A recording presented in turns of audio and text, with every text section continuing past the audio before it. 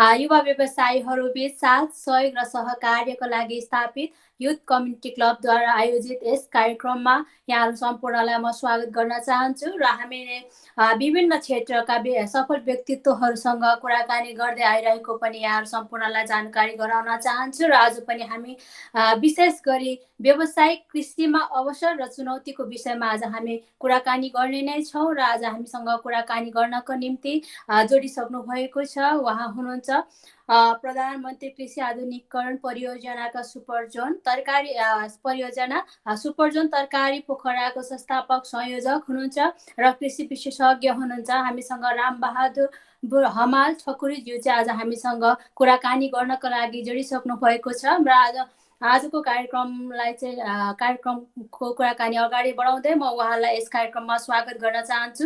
स्वागत छ सर। हजुर नमस्कार। नमस्कार सर। आरामै हुनुहुन्छ? हजुर एकदम ठिक छ। हजुर हजुरको लकडाउन अहिले यो लकडाउनमा चाहिँ बसेको हामी धेरै दिन भइसकेको छ। लकडाउन चाहिँ कसरी बिताइरहनु भएको छ सर?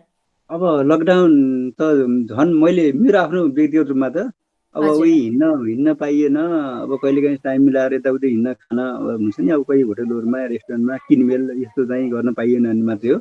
नत्र अब माटो खेलाउने अब सोइल अपरेटर, अब मानौँ म आफूलाई सोइल अपरेटर भन्छु के, माटो चलाउने मान्छे किसान। त्यो हिसाबले गर्दा म आफ्नो काम धन्दामा लागिरहन्छु। अनि मलाई त्यति फुर्सद नभएको हुनाले मलाई लकडाउनलाई खासै त्यस्तो असर चाहिँ सबै क्षेत्रमा असर छ, तर मैले आफ्नो काम गरिराख्ने भएको हुनाले यही कामतिरै ध्यान गइराखेको छ। त्यसरी चाहिँ साह्रै ठुलो बोरिङ चाहिँ भएको चाहिँ छैन है, बोर भएको। हजुर हजुर सर, जस हजुरको रमाइलोसँग बितिरहेको छ लकडाउन? राम्रोसँग बिताइराखिएको छ। हजुर सर, म एकचोटि हजुरको यो पेसासँग जोडिन चाहे, किनभने अहिलेको समय छ, अहिलेको समयमा चाहिँ सबै व्यक्तिको रोजाइ भनेको चाहिँ अब अलिकति यता भनौँ न अब अलिकति इन्जिनियरतिर, डक्टरतिर यस्तै अरू व्यवसायमा चाहिँ मान्छेहरू धेरै संलग्न भएको पाइन्छ। तर हजुरले चाहिँ कृषिलाई छान्नु भएको छ। कृषिलाई छान्नुको मुख्य उद्देश्य चाहिँ के हो सर? अब यस्तो छ, कृषि मैले देखेको ममा कृषि पेसा वास्तवमा कृषि पेसा एकदमै जोसुकैले जहाँ पनि नेला यता कृषि पेसा एउटा यस्तो पेसा हो। अब जोसुकैले पनि बाबु नगर अनि त्यसपछि आएर कृषि पेसा एकदमै राम्रो पेसा हो भन्ने आफूलाई सोचेको, अथवा हामी त परम्परागत रूपमा किसानकै छोरा हौँ र नेपाल कृषि प्रधान देश हो। तैपनि यहाँ हामी नेपालीहरूमा महत्त्वकाङ्क्षी के छ भन्दा यो पेसाले खासै धेरै कमाइँदैन, विदेशी जानुपर्छ, अहिले हजुरले भने जस्तो डक्टरै पढ्नुपर्छ, इन्जिनियरै पढ्नुपर्छ, अथवा ठुला व्यापारी बन्नुपर्छ। यो कृषिमा लागेर खासै उन्नति गर्न सकिँदैन। यो फेरि गाह्रो र चाहिँ अलि त्यति सफा पेसा पनि होइन, फोहोरी पेसा हो, खट्नुपर्छ, गोबर माटो इत्यादि लाग्छ भन्ने हाम्रो धारणा सबै नेपालीको छ, कृषि प्रधान देश भने पनि। अब पहिला त 95%, 90% हुँदा 63%मा झरे पनि। तर मेरो पनि के त भन्दा म पनि आफू थोरै समय मैले पनि यो नेपाल सरकारको जागिर खाएँ प्रोजेक्टरमा अस्थायी रूपमा। त्यसपछि त्यसो हुँदै फेरि नेपालमा के स्थिति आयो, माओवादी द्वन्द्व आयो। त्यसपछि त्यस्ता प्रोजेक्टहरूमा गाउँमा गएर कार्य सञ्चालन गर्ने अवस्था नरहेपछि मैले त्यो प्रोजेक्टबाट छोडिदिएँ। छोडेर म फेरि मलेसिया गएँ। मलाई त्यति बेला प्रोजेक्टले आइज भन्न थाल्यो र म जान सक्ने हिम्मत आएन, किनभने द्वन्द्वको कारणले गर्दा। त्यसपछि मैले काठमाडौँ गएर मेन पावरले के भने, म विदेश जान चाहन्छु, मलाई छिटो पठाउन सक्ने कुन देश छ भन्दाखेरि अब त्यति बेला स्थिति त कि मलेसिया कि साउदी अरब। मलाई मलेसियाको भिसा लाग्यो र म मलेसिया 4 वर्ष बसेँ। र त्यहाँ पनि खासै म आफूले सोचेको जस्तो टिप्न गइन्छ, नेपालीहरूले विदेश गएर टिप्छन् पैसा रुखबाट, अथवा प्रशस्त पैसा कमाइन्छ भन्ने जुन सोचाइ छ, त्यहाँ गएर 21 घन्टा, 18 घन्टा, 16 घन्टा, 10 घन्टा सामान्य खट्न पर्दो रहेछ। त्यसरी खट्दा पनि खासै त्यस्तो उपलब्धि चाहिँ मैले पाइनँ, मैले कमाउन सकिनँ। नसकी 4 वर्षपछि म नेपाल आएँ। अब के गर्ने त, के छ भन्दाखेरि म आफूले के गरिरहेर के सोचेँ भन्दा, अब हामीसँग जमिन छ, जमिनै नभएदेखि अलग्गै कुरो जमिन छ, केही यो पेसालाई अगाडि बढाउन त योबाट के उपलब्धि हुन्छ कि। अब हिजो हाम्रो बाजे बुवाहरूले त योबाट आफ्नो पेसा अथवा हामीलाई पालेको त पक्कै हो होइन, हामी हुर्केका हौँ। तर अब यसलाई अहिले त्यो हिसाबले भएन कि अब अलिकति नगद, हिजोको परम्परागत रूपमा हाम्रो बुवा हजुरबुवाले गरेको पेसा कृषि पेसा कि खानको लागि मात्रै थियो, आफूलाई पुग्नको लागि मात्रै, परिवारलाई खानको लागि बेचबिखन हुँदैन थियो, त्यति त्यसरी चाहिँ व्यवसाय गर्ने। अब मैले व्यवसाय गरेपछि केही पैसा पनि नगद कमाउने तरिकाले व्यवसाय गरौँ न, तर यसमा विशेष गरी यो तरकारी खेतीहरू आधुनिक तवरले एउटा प्रविधि अपनाएर गर्न सके नगद आउँछ कि पैसा कमाउन सकिन्छ कि, खानेकुरा त सधैँ आफूले उपयोग गर्ने कुरा, यतातिर लागेर मैले विशेष गरी यो 62-63 सालदेखिबाट 2062 सालबाट एउटा प्लास्टिक घर बनाएपछि त्यहाँभित्र टनेल भन्थ्यो त्यति बेला, अहिले त प्लास्टिक घर भनिन्छ। अब अहिले त हुँदाहुँदै यसलाई नाम परिवर्तन ग्रिन हाउसमा पनि गइसक्यो। अब त्यो हिसाबले गर्दा मैले सानो सानो प्लास्टिक, सानो भनौँ अलि ठिकैको ग्रिन हाउस प्लास्टिक घर बनाएर मैले त्योभित्र गोडमेला टमाटमा के अरे धनियाँ सागो लगाएर अनि बेचबिखन गर्न थालेपछि आफूले पनि खान पाइयो। र अब यो बेचबिखन गर्दा नगद आयो, नगद आएपछि त आखिरमा नगद त आफ्नै बारीमा आउँदो रहेछ, आफ्नै जमिनमा आउँदो रहेछ। हामी त्यही नगद नकमाउनलाई फेरि आफूसँग त्यति ठुलो नगद तिरेर विदेश किन गइयो होला भन्ने सोच अलिकति बढ्यो। र त्यो व्यवसायलाई अगाडि बढाउँदै जाँदा अब अहिले बनाउँदै जाँदा मैले एउटा प्लास्टिक घर, 2टा प्लास्टिक घर, 3टा 4टा 5वटा 6वटा 7 8 10वटा बनाउँदै जाँदा अनि त्यसको भेराइटीहरू थप्दै जाँदा र म फेरि कृषि पढेको मान्छे पनि होइन फेरि होइन, तर नपढे पनि कस्तो हुँदो रहेछ भने अब तालिमहरू र कामले काम सिकाउँछ। कामले काम सिकाउँछ भन्ने कुरा त यो सबैलाई थाहा भएको कुरा। काम गर्दै जाँदा असफल पनि भइन्छ, त्यो असफलतालाई फेरि सफलतातिर लानलाई तल्लीन हुन सक्यो भने हुँदैछ भन्ने हिसाबले मैले फेरि त्यो काम आफै सिकेँ। तालिमहरू विभिन्न कृषि निकायका तालिमहरू लिएँ। त्यसपछि के समस्या छ विज्ञहरूसँग समस्या लिन थालेँ, म आफू पनि तालिम लिन थालेँ। गर्दा गर्दै त्यो कामले काम सिकायो। त्यसै गर्दा मैले त्यो पेसालाई अगाडि बढाएँ र अहिले मसँग अब यसरी चाहिँ अब आधुनिक यो नर्सरी मेरो विशेष गरी सुरुमा मैले तरकारीतिर हात हाले पनि अहिले विशेष गरी मेरो तरकारीकै बिरुवाहरू उत्पादन गर्ने नर्सरी हिमाल एग्रिकल्चर एन्ड भेजिटेबल नर्सरी भनेर मैले नेपाल सरकारको उद्योग मन्त्रालयमा दर्ता गराएर प्यान नम्बर लिएर मैले विधिवत रूपमा यो सञ्चालन गरिरहेको छु 5-6 वर्षदेखि अगाडि। त्यसपछि गर्दा मैले विशेष गरी म कहाँ यतिखेर धेरै मात्रामा तरकारीका विभिन्न सिजन मौसमी तथा बेमौसमी बिरुवा तयार गर्छु र त्यसको साथसाथमा सिजन मौसम अनुसारका तरकारीहरू पनि मैले उत्पादन गर्छु। र अहिले यतिखेर चाहिँ मलाई यो पेसाले मलाई अब फलदायी बनेको छ। कहाँ र कहाँ काम गर्दै जाँदा बिचमा समस्या आउने, अज्ञानताले छुने अथवा केही समस्याहरू त मान्छेले जुनसुकै पेसा व्यवसाय गर्दा पनि आउँछ। र कृषिमा झनै आउँछ, किनभने यो कृषि त एकदमै गाह्रो पेसा हो। किन तल्लीन हुनुपर्छ, खट्नुपर्छ, मान्छे राखेर पनि कामदार राखेर हुँदैन, कामदारलाई पनि सिकाउनुपर्छ, आफू खट्नुपर्छ। त्यसले गर्दा यतिखेर त मलाई यो पेसा एकदमै राम्रो पेसामा हात हालेछु। र मैले रुपियाँ कमाएर मात्र होइन कि यो नाम पनि कमाएँ। मैले त्यति मात्र नभइकन अब यो कृषिमा लागेर मैले एउटा राष्ट्रपति उत्कृष्ट कृषक पुरस्कार पनि मैले जिल्ला कृषि विकास कार्यालयले मूल्याङ्कन गरेको क्रममा कास्की जिल्लामा रहेका किसानहरू मध्येबाट कसले राम्रो काम गरेका छ त कृषि क्षेत्रमा भन्ने मूल्याङ्कन क्रममा मैले 73 सालमा राष्ट्रपति उत्कृष्ट कृषक पुरस्कार तरकारी नर्सरीतर्फ पनि प्राप्त गरेको छु। र कृषिमा अब यतिखेर पैसा पनि छ, खान पनि पाइन्छ, नगद पनि छ, र काम गर्दै गयो भने सम्मान पनि छ। कृषि नराम्रो पेसा होइन, कृषि सम्मानित पेसा हो भनेर मैले अहिले यतिखेर आफूलाई बुझिराखेको छु। हजुर, धन्यवाद सर। यो कृषि मान्छेले एकदम कृषि मात्रै भनेको मात्रै सुनेको छ। खास कृषि भनेको चाहिँ के हो सर? यसले चाहिँ अनि यसको जुन यो कृषि पेसामा चाहिँ जुन यो चुनौतीहरू छ, यसको अवसरहरू चाहिँ के हुनेछ सर? अब कृषि भन्नाले हिजो कृषि भनेको नितान्त रूपमा एउटा विज्ञान हो। वास्तवमा कृषि विज्ञान हो। कृषि हिजो परम्परागत रूपमा गरिने मेरो 2-3टा परिवार छ, मलाई यसो 6-8 महिना अथवा खाने बाटो गर्ने सरसापट नभए सरसफाट गरौँला भन्ने हिसाबले कृषि गरिन्थ्यो भने अबको कृषि भनेको व्यावसायिक हो। अब कृषि भनेको हिजो काम चलाउन र यसो बाँच्नको लागि मात्रै गरिने कृषि होइन, अब यो व्यावसायिक हो। अब नगद कमाउन र उद्यमी बन्ने कृषि हो। कृषि भनेको उद्यम बन्नलाई को बुझ्नुपर्छ। अब हामीले कृषि एउटा साइन्स हो। कृषिलाई जथाभावी रूपमा हिजो हाम्रो बुवा हजुरबाहरूले त्यसै मकै लगाएर भयो थियो, त्यसै तरकारी लगाएर भयो थियो, पुगेको थियो भन्ने हिसाबले अहिले यो यस्तो किसिमको कृषि गरेर यो कृषि व्यवसायी किसान सफल हुन सक्दैन र आम्दानी लिन पनि सक्दैन, व्यवसायी बन्न पनि सक्दैन। कृषि विज्ञान हो, यसलाई अलिकति आधुनिक तवरले आधुनिक प्रविधि अप्नाएर र सही जमिन, कुन जमिनमा कस्तो छ, धरातल के हो, त्यहाँको हावापानी कस्तो छ, त्यो माटो कस्तो छ, त्यहाँ त्यो माटोमा कस्तो खेती हुन्छ र कस्तो हामीले के प्रयोग गर्न सक्नुपर्छ, आधुनिक कुराहरू के छन्, आधुनिक संयन्त्रहरू के बनिएका छन्, यी कुराहरू विचार गरेर कृषि पेसा गरिन्छ र व्यवसाय गरिन्छ भने वास्तविक कृषि त्यो हो अबको पिरियडमा। हिजोको पिरियडमा त हामीले हाम्रा सबै रैथाने जातहरू थिए, हाम्रा एकदमै परम्परागत जातहरू थिए, बिउहरू थिए, ती चाहिँ यसो लगाइन्थ्यो, सिजन आउँदा मात्रै लगाइन्थ्यो भने यतिखेर बेमौसमी अफ सिजनमा पनि जति बेला पनि लगाइन्छ र त्यो भनेको चाहिँ के हो, आम्दानी हो।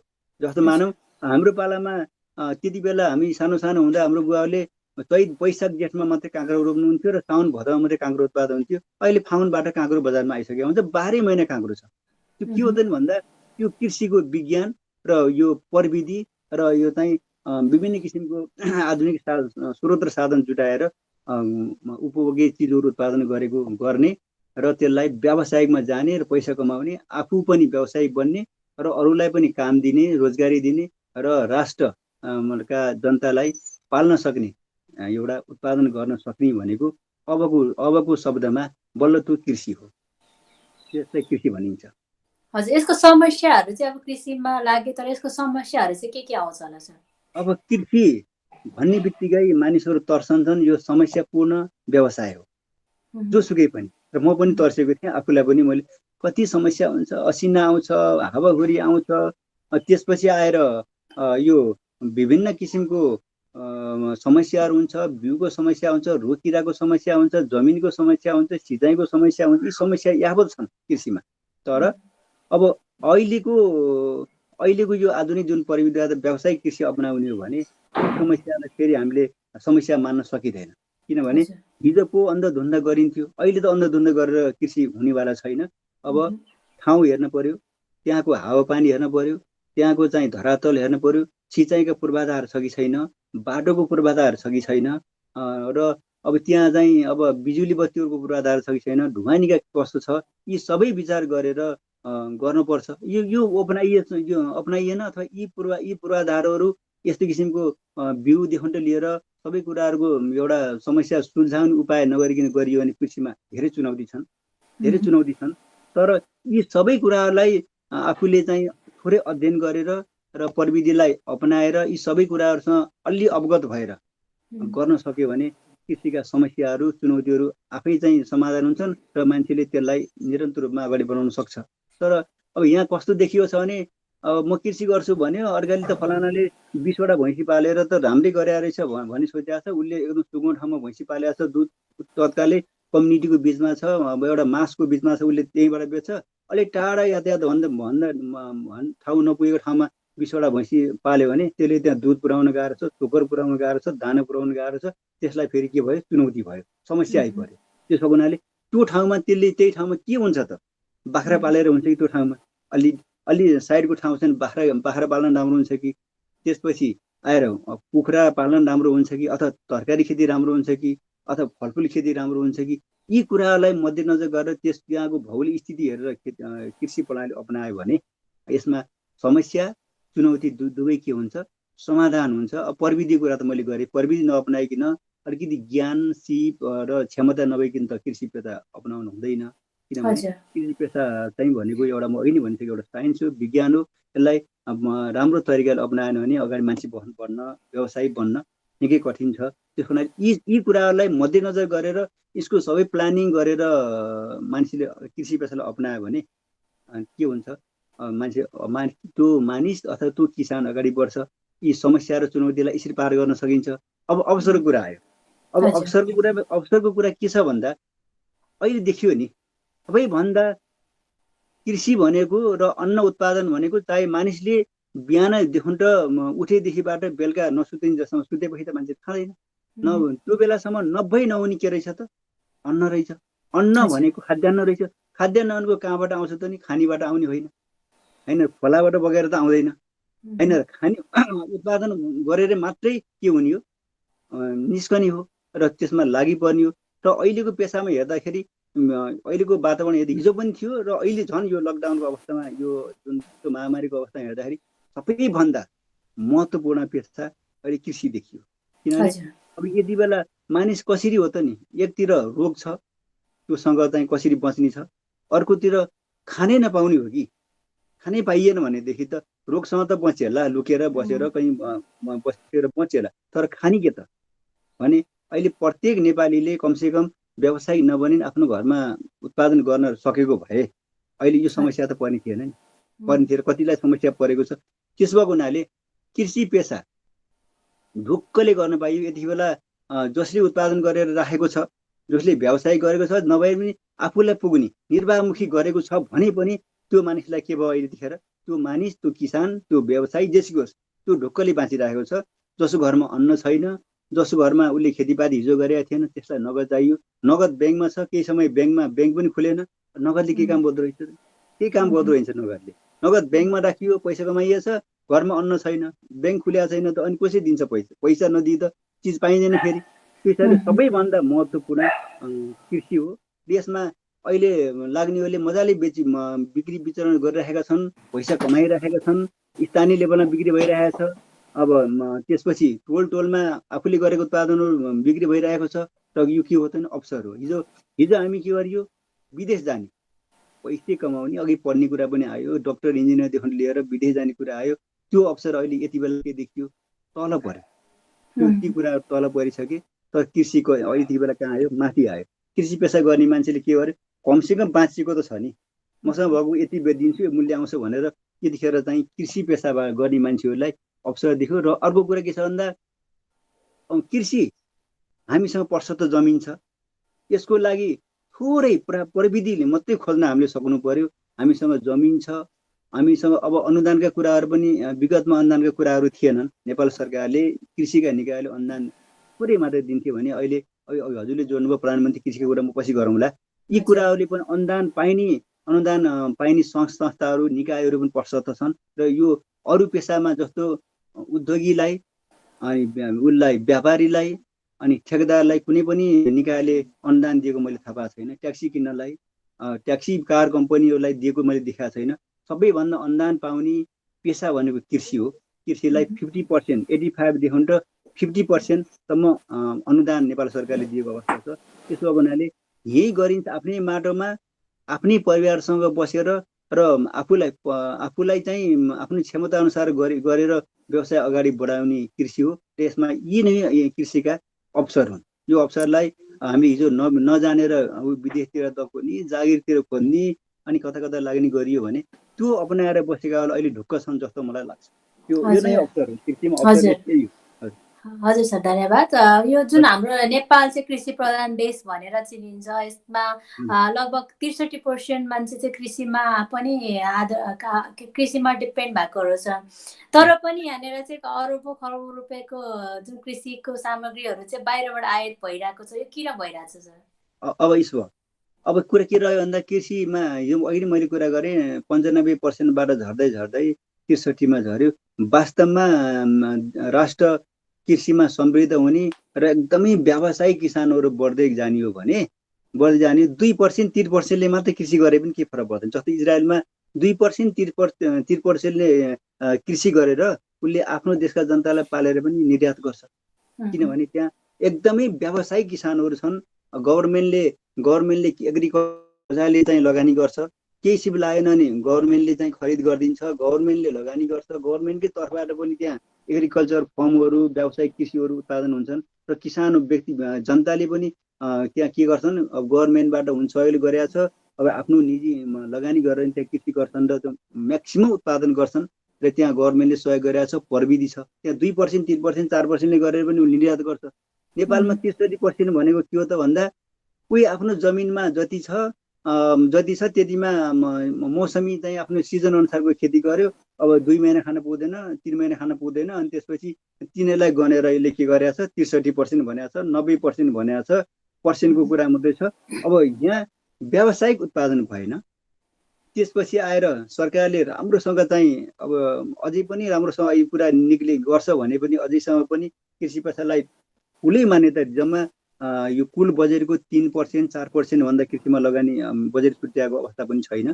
किनभने अन्य क्षेत्रमा बढी बाटोघाटो निर्माण कार्यमै बढी छुट्याएको छ र त्यो पनि नचाहिने पेसा नचाहिने काम त होइन। तैपनि अझै वास्तवमा कृषि प्रधान देश हो भन्ने हो भने कम्तीमा 25देखि 50% कृषिको लागि भनेर नेपाल सरकारले बजेट बाँडफाँड गर्दा त्यो पर्सेन्ट छुट्याउन सक्यो भने मात्रै बल्ल यहाँ उत्पादन धेरै हुन्छ र अब यहाँबाट एक दिनमा 1500देखि 2000 युवा शक्ति विदेशमा काम खोज्न गएको अवस्था थियो हिजोसम्म भनौँ। अब अहिले त सबै बन्द छ, गएको अवस्था थियो। यहाँ युवाले चाहिँ कृषिमा लागेको देखिया छैन। जति कृषि पेसामा लागेका छन् 40-45देखि माथिकोले मात्रै नेपालको कृषि प्रणाली धान्दिएको अवस्था छ।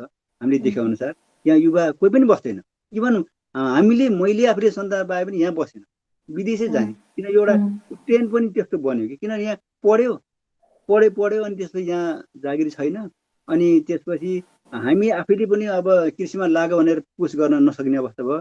विदेश गयो भने कार्ड पायो, उहीँबाट डलर कमायो अनि हामीलाई पनि पठाउँछ भने हामी पनि त्यो सोच्ने भइयो र यहीँ बस्छ यहीँ पेसा छ भनेर हामी आफ्नो परिवारतर्फबाट उनीहरूलाई त्यहाँ लगाउन सकिएन र राज्यको नीतिले पनि लगाउन सकेपछि उनीहरू दैनिक रूपमा बाहिरिने क्रम भयो र यहाँ काम गर्ने भनेको 40-45 वर्षकोले काम गर्छ। त्यो हिसाबले गर्दा यहाँ समग्र राष्ट्रिय रूपमा उत्पादन बढ्न सकेन, उत्पादन हुन सकेन। भएका जमिनहरू सबै खाली छन्, तराईतिर पनि त्यस्तै खाली छ, अब पहाडमा पनि खाली छन्। अनि सबै ठाउँमा जमिन खाली भएपछि त्यसको उत्पादन हुने कुरा भएन। उत्पादनै छैन, उत्पादकको कुरा आएन, उत्पादनै छैन। त्यसपछि जनसङ्ख्या तीव्र रूपमा बढ्दैछ, मानिसहरू भएको जमिन पनि खाली गरेपछि त अनि यहाँ त खान त पर्यो नि, खानु पर्यो। र हिजोको हामीले थाहा पाउँदा हिजोको पालामा हामीले सिम्पल बिहानै बेलुका खान्थ्यौँ र अड्कलेर खाने चलन थियो। र अहिले के छ, मानिसले पाएसँग कम्तीमा 5 पल्ट खानुपर्छ भन्ने अब हामीले शिक्षा लिएका छौँ। त्यो हिसाबले गर्दा जनसङ्ख्या बढ्यो, खाने लबाइमा खाने तरिका भेराइटीहरू बढे।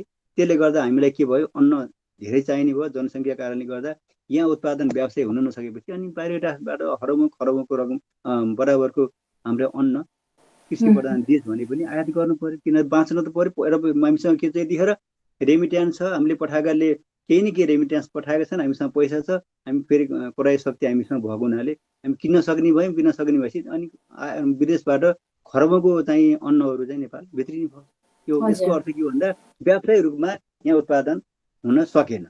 यहाँ कृषि प्रधान भने पनि आफूलाई 2 महिना 3 महिना पुग्ने मात्रै भयो। त्यसलाई कृषि प्रधान त्यसलाई गणना गरेर कृषि प्रधान देश 63, 80, 90 भन्दै गएको कारण यही हो जस्तो लाग्छ। हजुर सर, यो हजुरले जुन यो दिनको 1500-2000 युवाहरू चाहिँ विदेशी रहेको यो रोजगारीको लागि भने चाहिँ यसमा यो युवाहरूलाई चाहिँ कृषिको महत्त्वको बारेमा थाहा नभएर, किनभने नेपाल सरकारले त अनुदानहरू त गर्छु भनेर अनुदान त दिइरहेको छ, तर यो महत्त्व यो युवाहरूले नै यो कृषिको महत्त्व नबुझेर चाहिँ यस्तो भएको हो सर। अब यस्तो महत्त्व बुझाउनलाई एउटा कुरा के भन्दा यहाँ कृषिको महत्त्व एकतिर बुझाउन सरकारले पनि सकिएन, मैले अघि नै भने आफ्नो परिवारबाट पनि सकिएन। र दोस्रो कुरो सरकारले के गर्यो भन्दाखेरि यहाँ चाहिँ स्वरोजगारका उपायहरू अपनाउन भन्दा बरु सबै विदेशका विभिन्न राष्ट्रहरूबाट डलरै भित्राउनलाई त्यहाँबाट भिसा भित्राउन पाएदेखि त यतिबाट जस्तो माल्टामा यसबाट 2 लाख भिसा भित्राउन पाइएन, 2 लाख युवालाई त विदेश पठाउन पाइयो नि। 2 लाख युवा विदेश जाने भयो, यहाँ रोजगारी त दिनुपर्छ भन्ने सरकारको टागु त दुखेन। सरकारको विरोध गरेको होइन है, यो हिजो पनि चलेको थियो, यो त अब पहिल्यैदेखि चलेको। अब अहिलेको यो परिवेशलाई भन्न खोजेको होइन, हिजो पनि त्यही थियो। यहाँ रोजगारीका अवसरहरू किनभने एक त स्वतः स्फूर्त रूपमा नेपालसँग पुँजी भएको राष्ट्र होइन, यहाँ आन्तरिक उत्पादन केही पनि छैन, यो विदेशी अनुदानले चलेको राष्ट्र हो। यहाँ तिनीहरूलाई युवाहरूलाई चाहिँ पढाइ अनुसारको शिक्षा अनुसारको रोजगारी दिन भन्दा त्यसपछि बरु विदेशकै भिसा मगाइदियो भने उनीहरू उतै जान्छन्, उतै भुल्छन्। यहाँको अब त्यो बेरोजगार भए भन्ने हल्ला पनि आउँदैन, यो सुन्न पनि पर्दैन। र यहाँ विदेशबाट रेमिट्यान्स पठाउँछ, त्यही रेमिट्यान्सले उसको परिवार चल्छ, देश चल्छ भन्ने एउटा सरकारको एउटा नीति हुन्छ। हिजोको देखो है, अब आजको कुरा नगरौँ, 8-10-20 वर्ष पहिलेदेखिबाट यस्तो किसिमको चाहिँ सरकारी नीति डह्रो भएन। किनभने विदेश पठाउन भन्दा यही नै केही न केही उसलाई प्रविधि दिएर एउटा विषयमा चाहिँ उसलाई व्यवसाय बनाएर यहीँ लगाउनु पर्छ यो जनशक्ति भन्ने चाहिँ सोच राखेर र त्यो अनुसारको नीति कार्यक्रम ल्याइदिएको भए यसरी विदेशिनु पर्ने थिएन। विडम्बना त्यो नीति सरकारले ल्याउन सक्दैन। अनि त्यसपछि यहाँ पढ्यो सकियो, केही आम्दानी छैन।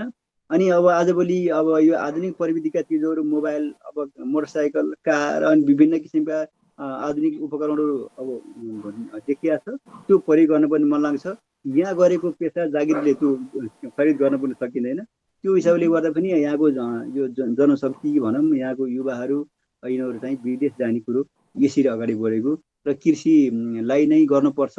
यो कृषि प्रधान देश हो, यहाँ पर्वत जमिन छ, विभिन्न किसिमको हावापानी छ, हिमाल, पहाड, मध्य पहाड, तराई, यहाँ विभिन्न किसिमको जहाँ जे गरे पनि अब हिमालमा, हिमाली भेगमा स्याउ उत्पादन गर्न सकिन्छ, मध्य पहाडमा विभिन्न किसिमका फलफुलहरू गर्न सकिन्छ। अनि त्यसपछि आएर तराईमा अन्नदेखि लिएर उखु विभिन्न किसिमको गर्न सकिन्छ।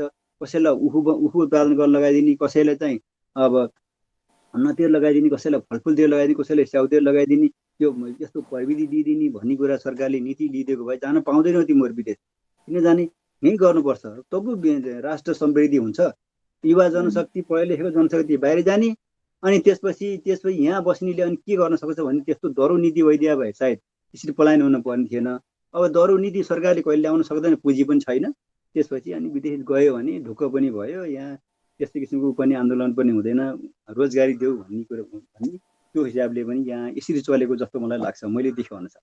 हजुर सर, हजुरले जुन भन्नुभयो वैदेशिक रोजगारमा गयो भने चाहिँ अलिकति आम्दानी धेरै भएको कारणले गर्दाखेरि युवाहरू उता आकर्षित भएको भने हजुर पनि 4-5 वर्ष चाहिँ बाहिरै बसेर आउनुभयो होइन। तर यो हजुरले जुन 4-5 वर्ष त्यहाँ बाहिर गरेको दुःख र नेपालमा अहिले जुन कृषि गरेर बस्नु भएको छ त्यसमा त आम्दानी त पक्कै पनि मलाई चाहिँ जहाँसम्म लाग्छ अहिले हजुरले जुन पेसा अपनाउनु भएको छ कृषि, त्यसले चाहिँ यो हजुरको त्यो वैदेशिक रोजगारबाट पाउने आम्दानी भन्दा यसले चाहिँ जितिरहेको हुनुपर्छ भन्ने चाहिँ मलाई लाग्छ। के छ सर यस्तो? हो, पक्कै हो। अब यस्तो हो, अब सबै विदेश जाने सबै असफल हुन्छन् भन्ने पनि छैन। कतिले त कमाएका पनि छन् होइन। 2-4 वर्षमै घर बनाउने, अब गाडी मोटर किन्ने, परिवारलाई विदेश लाने, यी कुराहरू त छन्लाई होइन र। तैपनि अब कुनैले ठुलो राष्ट्रमा गएर पनि नकमाएको अवस्था देखिया छ। कसैले सानो राष्ट्रमा साउदी अरब, मलेसिया गएर पनि आफ्नो परिवारलाई सुखले पालेको पनि देखिया छ। अब कसै त्यो अपवाद र बादको कुराहरू त सधैँ छन् होइन। तर मेरो आफ्नो पर्सनल रूपमा भन्दा मलाई त्यति मेरो आफ्नो लक भनौँ अथवा मेरो के चान्स, मलाई त्यस्तो त्यहाँ अवसर जुटेन कमाउने। त म यहाँ आएपछि परिवारसँगै बस्न पाइयो होइन र। परिवारमा 3वटा रोटी मात्रै हालिन्छ, मसँग मेटेरियल लैजाने 3टा रोटी मात्रै हाले, 3टा परिवारलाई खान पाइयो नि होइन र। अब म वहाँ बसेर विदेशकै खाना खान्थेँ भने यहाँ बस्नेले त्यो 2टा रोटी पनि नपाउन सक्थ्यो नि त। किनभने अब यहाँ बस्ने भनेको अहिले यतिखेर बुढाबुढी, महिला, बालबच्चा मात्रै छ नि त नेपालमा होइन र। कतिपय विकट ठाउँमा त मानिस मर्दाखेरि चाहिँ मलामी नै महिलाले लानुपर्ने स्थिति पनि देखिया छन्। त्यो यो विदेश जाने क्रमको विषयमा कुरा गर्नु पर्दा त्यो हिसाबले गर्दा आफ्नै परिवारसँग बसिया छ, आफ्नै माटोमा बसिया छ, आफ्नै जमिनमा बसिया छ र यहाँ जहाँ जाऊ आफ्नै भाषा छ होइन र। अनि त्यति बेला मैले त 32 सालतिर पनि के थियो भन्दा अलि थोरै लगानी गर्नुपर्दा व्यक्तिसँग ऋण लिनुपर्ने अवस्था थियो। भनौँ न, व्यवसाय गर्नुपर्दा 2-4 हजार, 10, 20, 40 हजार चाहियो नि, आफूसँग छैन भने त चाहियो नि।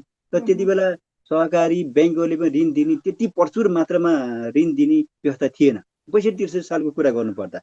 त्यतिखेर मैले एउटा सहकारीसँग अलिकति मलाई यो टनेलोहरू निर्माण गर्नु पर्यो, प्लास्टिक घर अलिकति अगाडि बढाउनु पर्ने व्यवसाय, अलिकति पैसा चाहियो भन्दा हाम्रो त एग्रिकल्चर भनेपछि 30,000 रुपियाँभन्दा माथि दिने यो हाम्रो निर्णय पनि छैन भन्नुभयो कि सरकारीहरूले भन्नुभयो। र त्यही भए पनि दिनु नि त भनेर मैले आफ्नो जग्गा जमिन बुवाको नाममा थियो जग्गा धनी पूर्जा लगेर राखेर 30,000 रुपियाँ लिएर आएर मैले के गरेँ, काम सुरु गरेको।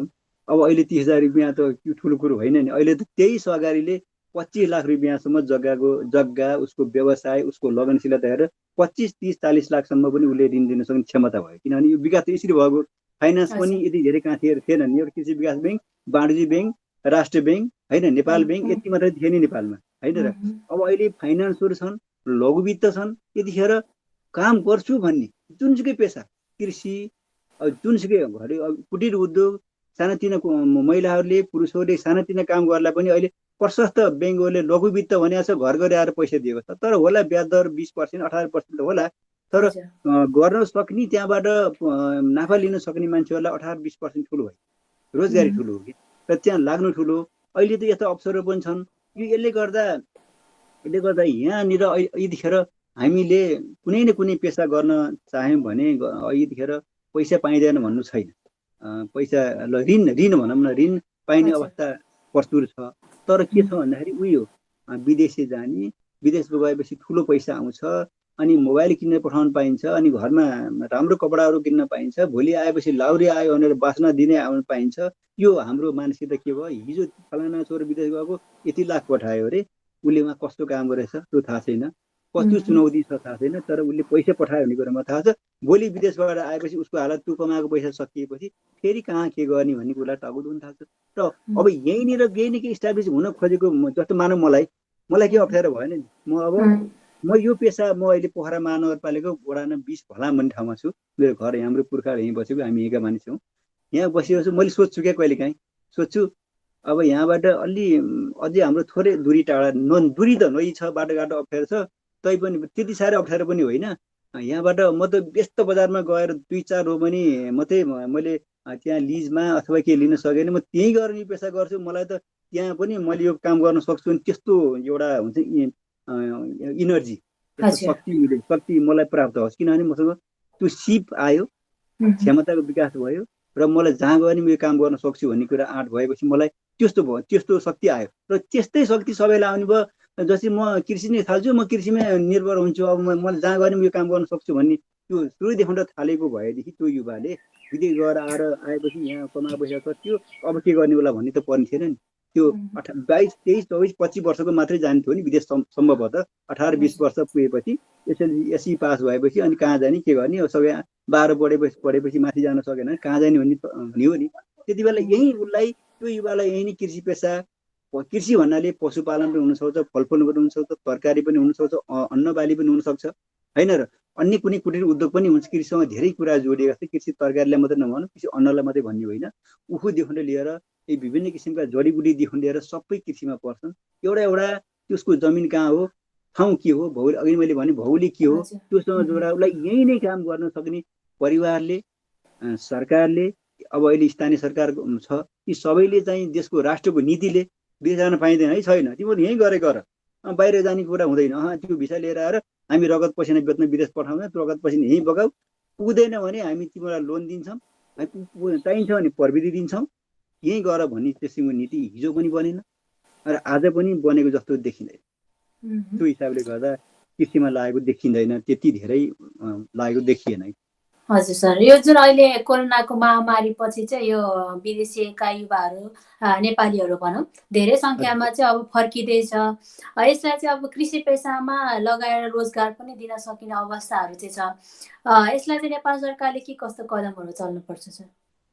अब यो कोरोना महामारी पश्चात त अब हाम्रो यो लाखौँ मानिसहरू, युवाहरू यो स्वरोजगार विहीन भएर नेपाल फर्कँदैछन्। यो निर्विवाद हो, यसमा कुनै विवादै छैन। किन छैन भन्दा यो कोरोना समस्या नेपालको मात्रै होइन, विश्वको सबै 12 अस्ति हेर्दा जम्मा 10वटा कि 12 राष्ट्रमा मात्रै छोएको छैन, अरू सबै राष्ट्रहरूमा छोइसक्यो। अब त्यो राष्ट्रहरू सबै आर्थिक रूपमा यो के भइसक्यो, धाराशायी भइसकेका छन्। र अब हामी भनेका अर्काको देशका काम गर्न गएका त्यहाँ लेबरै हौँ। अब लेबरहरूलाई त्यहाँ राखेर के काम दिन नसके त पठाइदिनु पर्यो। अनि अलि दिन राखौँ र फेरि चल्ला भन्नु पनि स्थिति छैन, यो त निर्मूल होला भन्ने पनि छैन। सबै नेपालीहरू यहाँ फर्किएपछि यहाँ पनि आखिर बेरोजगारीको समस्या त्यही रह्यो होइन, धान्न सक्दैन। अब सरकारले के गर्नुपर्छ भन्दा अघि नै मैले भने जस्तै गरेर त्यो फर्केर आएको जुन नागरिक छ, युवा छ, त्यसलाई के काम दिने, उसको सबभन्दा पहिले उसको इच्छा केमा जान्छ, त्यो चाहिँ सरकारले बुझ्नु पर्यो, अथवा स्थानीय निकायले बुझ्नु पर्यो, र त्यो व्यक्ति स्वयंले पनि बुझ्नु पर्यो। अब मेरो विदेश गएर मैले उपलब्धि दिने अवस्था छैन, म यहीँ मेरो परिवारलाई पाल्ने काम गर्नु पर्यो, र म आफू पनि पालिने काम गर्नु पर्यो, र व्यवसायी बन्नु पर्यो भन्ने हिसाब त्यो व्यक्तिले पनि अब दिमागमा घन्टी हान्नु पर्यो होइन। अब विदेश यस्तै रहेछ, म यही माटोमा गरेको भए त म अहिले थाहै हुँदैछु, बरु म बाहिर जानले अहिले यो स्थिति आयो, यो त अचानक आएको स्थिति हो। भनेदेखि त्यसलाई तालिम दिनु पर्यो पहिला। त्यो त्यस्ता युवाहरूलाई तालिम दिनु पर्यो। स्थानीय निकायले के स्थानीय निकायहरूको त छोटो हुन्छ नि, सानो हुन्छ नि होइन। अब जिल्लाभरिकै दिन सकिँदैन। स्थानीय निकाय भनेको त एउटा वडा हो। स्थानीय निकायले एउटा तालिम दिनु पर्यो। माने एउटा 100 जना 200 जना फर्कियो भने ल 1000 फर्कियो भने 1000लाई मिलाएर तालिम दिनु पर्यो। ओरिएन्टेसन त कुनलाई केमा जाने इच्छा छ त भने त्यो पहिचान गर्नु पर्यो र उनीहरूलाई के गर्नु पर्यो, कुन ठाउँमा जाने हो, कुन काम गर्छ त्यसलाई डिभाइड गरिदिनु पर्यो। डिभाइड गरेपछि उसलाई त्यो प्रकारको तालिम दिनु पर्यो। तालिम दिइसकेपछि अनि उसले यो काम गर्छु भन्यो भने उसलाई त्यो जमिन जमिन दिनु पर्यो होइन। कुखुरै पाल्छु भन्यो भने पनि कुखुरा पाल्ने त्यो वडाले अथवा स्थानीय निकायले त्यो फलाना ठाउँमा कुखुरा पाल, त्यो कुखुराको लागि मात्रै हो। ल मानौँ यो वडाको पूर्वपट्टिको फलानो नाम गरेको क्षेत्र यति रोपनी जमिन छ, त्यहाँ यतिजना युवाले कुखुरा पाल्ने र तिमीहरूलाई यति हामी सहयोग गर्छौँ। सरकारले यति तिमीहरूलाई अनुदान प्लस ऋण पनि सहयोग गर्छौँ, त्यताको राखिदिनु पर्यो। अर्कोले हामी अन्न उत्पादन गर्छौँ भने अन्न उत्पादनतिर जमिन दिनु पर्यो। अब यो पाँजा जमिन किसान कुनै धनाजीले चाहिँ जमिन खाली राखेका छन्, यो जमिन अब सरकारले कब्जा गर्नु पर्यो।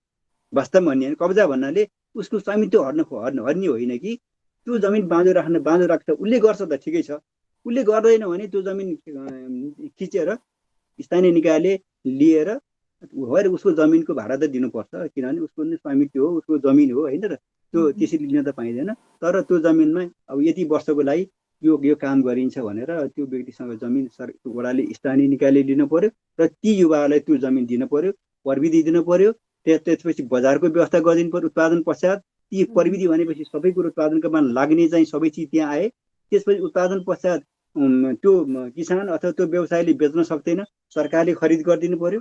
त्यो जति उत्पादन भएको छ मानौँ अब 10-20 लाख कुखुरा पहिले कुखुरा उत्पादन भए, 20 लाख चाहिँ लेस कुखुरा उत्पादन भए, दुध उत्पादन भए, सरकारले खरिद गरिदिनु पर्यो र उसलाई निश्चित मूल्य उसको हातमा पारिदिनु पर्यो र सरकारले त्यसलाई कुन ठाउँमा त्यो उत्पादन भएछ त्यो ठाउँमा प्रविधि अपनाएर त्यो ठाउँमा पुर्याएर सरकारले बेच्ने उपाय गर्यो भने के हुन्छ, त्यो गर्ने व्यक्ति त्यसमा लाग्ने व्यवसायी चाहिँ के हुन्छ, धाराशायी हुनु परेन नि। उसले उत्पादनमा जोड दिन्छ। अहिले त उत्पादन गर्यो भोलि बजारको स्थिति कस्तो हुने हो, अथवा यी विभिन्न किसिमका चाहिँ समस्या आउने हुन् कि अथवा त्यो भोलि ऋण कसरी तिर्ने हो, यी कुराहरू चाहिँ तिर चाहिँ मान्छे के हुन्छ, व्यवसाय गर्दैछ चिन्तित भन्दै। त्यो चिन्ताको विषय नगरिकन उसले स्वतन्त्र रूपमा मैले यो व्यवसाय एकदम तल्लीन भएर गर्नुपर्छ, मलाई निकायले हेरिरहेको छ, वाच गरिरहेको छ, मैले त्यो व्यवसायबाट राम्रो उत्पादन दिनुपर्छ, उत्पादन सरकारले दिइदिन्छ, मलाई के को डर, म त तल्लीन हुन मात्रै पर्यो, मलाई त पैसा आइहाल्छ नि। त्यो किसिमको ग्यारेन्टी सरकारले दिएर यी अब फर्किएका युवाहरूलाई निश्चित ठाउँमा उनीहरूको इच्छा अनुसार उनीहरूले सोचेको अनुसारको चाहिँ जमिन, त्यसपछि आएर पैसा भनौँ, अब लोनै किन नहोस् अनुदान पनि दिनु पर्यो, लोन पनि दिनु पर्यो, जमिन दिनु पर्यो, प्रविधि दिनु पर्यो, सिकाएर त्यस्तोमा लगाइदियो भने युवाहरूले गर्छन्। किन नगरे? विदेशमा गएर 18 घन्टा 20 घन्टा खटिएर बस्नेले यहाँ 8-10 घन्टा खटिदियो भने त भइहाल्यो नि, उसको परिवारसँगै हुन्छ। त्यो व्यक्तिलाई दिएपछि उसको परिवारले नि त्यो प्रविधि सिकिहाल्छ होइन र। त्यो हिसाबले गरेर सरकारले अब स्थानीय सरकारले चाहिँ यी फर्केका युवाहरूलाई यस्तो प्रकारले प्रविधि दिएर काममा लगायो भने युवाहरू अब विचलित भएर ओहो यत्रो लगानी गरेर गइयो, अब कमाउनु पनि सकिएन, अब जाने अब चाहना अब स्थिति छैन, अब कसरी ऋण तिर्ने हो, के काम गरेर खाने हो भन्ने चिन्ता हुँदैन र देश पनि के हुन्छ, सबै व्यवसायी बन्छन्। यो मौका भने कोरोनाले यो अब बाँचियो अथवा यो सङ्क्रमण ठुलो भएन भने यो अवस्थामा नेपालका फर्केका युवालाई यसमा चाहिँ एउटा बाध्य हुन्छ नि, बाध्य बनाएर त्यहाँ राखेपछि अब त बाध्य भयो बसिहाल्यो भन्ने स्थितिले मात्र नभइकन युवाहरू यो प्रविधिमा यो व्यवसायमा लाग्ने एउटा राज्यलाई र त्यो फर्केर आएको स्वरोजगारबाट फर्केर आएको व्यक्तिलाई पनि एउटा अवसर हो जस्तो मलाई, अवसर हुने थियो जस्तो लाग्छ मलाई। हजुर सर, यो अहिले हजुरले जुन तालिमको कुरा गर्नुभयो, अहिले चाहिँ नेपाल सरकारले यो कृषिको सम्बन्धित तालिमहरू दिइरहेको छ कि छैन सर? किनभने कति युवा चाहिँ कृषिमा लाग्ने भनेछ होइन, तर लाग्न त लाग्ने, कसरी लाग्ने त के थाहै नभइकन लाग्ने कुरा हो भने तालिम त चाहियो। तालिम चाहिँ अहिले दिइरहेको छ कि छैन सरकारले? तालिम अब तालिम नदिने भन्ने कुरा केही छैन। अहिले सिटिबिटीले तालिम दिएको छ, विभिन्न निकायले तालिम दिएको छ होइन। तर मैले देख्दा के छ भने अब एग्रिकल्चर किनभने कृषि भन्ने बित्तिकै अब अलि पढे लेखेको व्यक्ति थोरै एक पाइलो पछाडि घटिहाल्छ कि यो त रियल्ली हो, यसमा कुनै विवाद नै आउँदैन। किनभने कृषि भन्ने बित्तिकै अलिक गाह्रो हुन्छ, माटो खेलाउनु पर्यो, पशुको गोबर सोबर आदि इत्यादि सबै कुरा झमेला हुन्छन्। गतिलो भएर बस्न पाइँदैन। अब कृषि पढेकालाई छोरी पनि दिँदैन, बिहा पनि हुँदैन, कृषि गरेकोलाई हुँदैन भन्छ। अब यो त्यो बुहारीले छोरीले गएर त्यो कृषि काम गर्छ, माटो छुनुपर्छ, गाई बस्तु स्याहार्नुपर्छ भन्छ। यो कृषि भनेपछि चाहिँ भन्दा अर्को काम केही छ, विदेश जाने अथवा कुनै पढ्ने अथवा कुनै काम गर्ने भने मान्छे पहिले थोरै एक कदम ब्याक भइहाल्छ। यो रियली कुरा हो। यसमा हजुरले बुझ्नुभयो होला। म सबै यो हाम्रो यो हेर्ने सबैलाई पनि यो कुरा भन्छु, ब्याक हुन्छ। किनभने यो अलिकति झन्झटेर पेसा मैले अघि नै भनिसकेँ। तर के त भन्दाखेरि अब त्यो हिसाबले गर्दा तालिम त प्रशस्त छ नि, पहिले आफूले खोज्ने हो क्या। मान्नुहोस् मलाई यति फेरि तिर्खा लाग्यो कि मैले त पानी मगाउनु पर्यो, पानी मसँग त ट्याप्लुक यहाँ आइपुगेन नि त, आएन नि। पानी खोज्न मैले के अहिले पानी ल्याइदियो भन्नु पर्यो कि चाहिँ म पानी ठाउँसम्म त जानु पर्यो नि। कुनै चिज पनि घरमा आउँछ र आउँदैन नि। त्यो हिसाबले गर्दा हामी पनि आफै स्वतः स्फूर्त रूपमा यो पेसा गर्छु भनेर तालिम खोज्नु पर्यो कि। खोजेपछि त नपाइने दुनियाँमा के छ र, सबै चिज पाइन्छ कि। तर त्यति हो, आफू कन्फिडेन्स हुनु पर्यो, म यो काम गर्छु है भनेर दृढ हुनु पर्यो कि। दृढ भएर अगाडि बढ्यो भने तालिम त के, मैले अघि नै अनुदानको कुरा गरेँ, ठुलो अनुदान त छैन नेपालमा, अझै पनि छैन भनौँ। अनुदान कुरा पछि प्रधानमन्त्री कृषिसँग पनि जोडिएला छैन। तर के त भन्दाखेरि आफू सबभन्दा पहिले त आफू लाग्नु पर्यो नि। नलागि त कसैले के दिन्छ र, दिँदैन नि। किन्नै पर्ने त पसलसम्म त जानु पर्यो नि किन्नलाई। कि फोन गरेर भयो नि त, फोन गर्न पनि त टेन्सन भयो नि, फोन गरेर त बल्ल ल्याइदिएला। त्यो हिसाबले गर्दा मान्छे लाग्नु पर्यो, त्यो व्यक्ति अथवा समूह लाग्नु पर्यो। नपाइने कुरा के छ, तालिमका ठुला अवसरहरू छन्। हामी अलिकति एक कदम पछाडि कृषि भनेपछि हट्छौँ। कृषिका तालिमहरू राम्रा पनि छन्, ठुला पनि छन्, सानो मजौला जस्तो किसिमको चाहनी हो यी कुराहरू उपलब्ध भएको चाहिँ मैले महसुस गरेँ। त्यो पर्याप्त नहोला। पर्याप्त किन छैन भन्दाखेरि अब उपभोक्तै बढे पो दोकानमा सामान राख्ने, उसको ग्राहकै छैन भने त सामान पनि किन धेरै राख्ने, यस्तो राखेर त काम छैन। त्यो त्यस्तै भएको होला जस्तो मलाई लाग्छ। खोजी चाहिँ हुनु पर्यो। अहिलेको जुन यो अहिलेको यो कार्यनीति र कार्यक्रममा चाहिँ अर्ग्यानिक कृषिलाई चाहिँ बढी जोड दिएको पाइन्छ। यसमा चाहिँ कस्तो सम्भावना देख्नुहुन्छ हजुरले? अब अर्ग्यानिक यो अब यस्तो छ, अब यो सबैभन्दा ठुलो सम्पत्ति मानिसको स्वास्थ्य हो। स्वास्थ्य जति ठुलो सम्पत्ति, मानिसले जति खरब कमाए पनि सबभन्दा ठुलो मानिसलाई चाहिने अन्न अघि नै आइसक्यो होइन। अब पैसा खाएर हुँदैन, सुन खाएर हुँदैन, डलर खाएर हुँदैन, कार मोटर खाएर हुँदैन, घरको बिल्डिङ खाएर हुँदैन, अन्नै चाहिने रहेछ। यो जति महत्त्व छ त्यति जस्तो यी कुरा खाँदा अब अर्ग्यानिक खानुपर्छ है, विषादी रहित खानुपर्छ। किनभने हिजोका हाम्रा पुर्खाले टोटल्ली अर्ग्यानिक खाए। किन खाए भन्दा उनीहरूले बेच्नु परेको थिएन, धेरै उत्पादन गर्नु पनि परेको थिएन, र स्थानीय रैथाने जातहरू थिए, विषादी हाल्नु पनि पर्ने थिएन। स्वतः स्फूर्त मौसम अनुसारको उत्पादन हुन्थ्यो, त्यतिले नै उनीहरूले पुर्याउँथे। र यसरी चाहिँ बजारमा किनमेल पनि थिएन, बजारमा उपलब्ध पनि थिएन। त्यो हिसाबले गर्दा उनीहरूले अर्ग्यानिक खाएका थिए। अब बिस्तारै अब कृषि भयङ्कर ठुलो रूपमा बढ्न नसके पनि तर के भयो त भन्दा यसलाई चाहिँ अब अहिले विभिन्न किसिमका हाइब्रिड उन्नत जातका बिउहरू आए।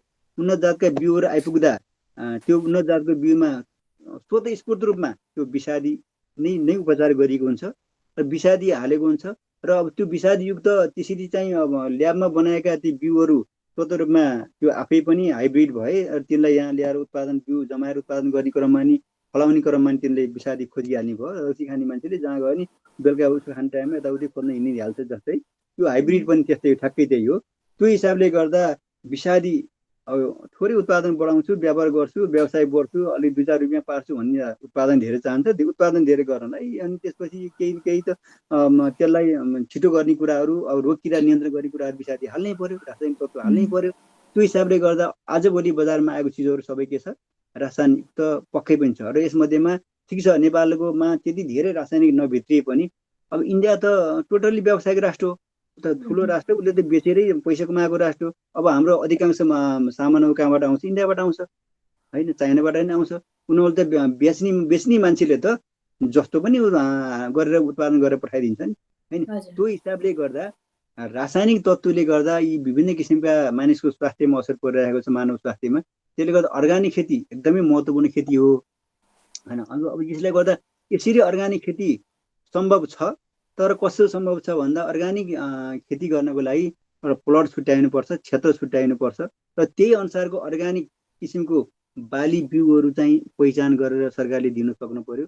र त्यसपछि त्यही अनुसारको अर्ग्यानिक विषादीहरू बिउहरू उपलब्ध गराइदिनु पर्यो। अर्ग्यानिक प्रविधि त्यो जुन गर्न चाहन्छ गर्ने किसान अथवा व्यवसायलाई प्रदान गर्न सक्नु पर्यो। अर्ग्यानिक खेती भयङ्करै रासायनिक खेतीको रूपमा यो अहिलेको परिप्रेक्ष्यमा रासायनिक खेतीको दाँजोमा अर्ग्यानिक खेती ठुलो सफलता त हुन सक्दैन। मेरो आफ्नो व्यक्तिगत धारणा है, सक्दैन, किनभने यो एकदम जटिल छ। अब किनभने यो विश्वै रासायनिक युक्त भइसकेको छ। हामीले देख्दा पनि प्रदूषण भइसकेको छ। रासायनिक त हामीले घरमै पनि लामखुट्टेलाई त्यो धुप नबाली चाहिँ लामखुट्टे नजाने भएपछि हिजो लामखुट्टे टोके पनि हामीलाई केही हुँदैन थियो, अरिङ्गले टोके नि केही हुँदैन थियो, धुप सल्काउनु परेको थिएन, औषधि लाउनु जानु पनि परेको थिएन, किन हामी अर्ग्यानिक थियौँ जन्म। अहिले चाहिँ के अरे सानो सानो सियोले यस्तो गऱ्यो भने केटाहरू रुन थाल्छ। म पनि गएर उसमा गएर मेडिकलमा गएर चाहिँ त्यसलाई ट्याप के अरे सबै के टेपसेप लगाउने औषधि हाल्नु परिहाल्छ।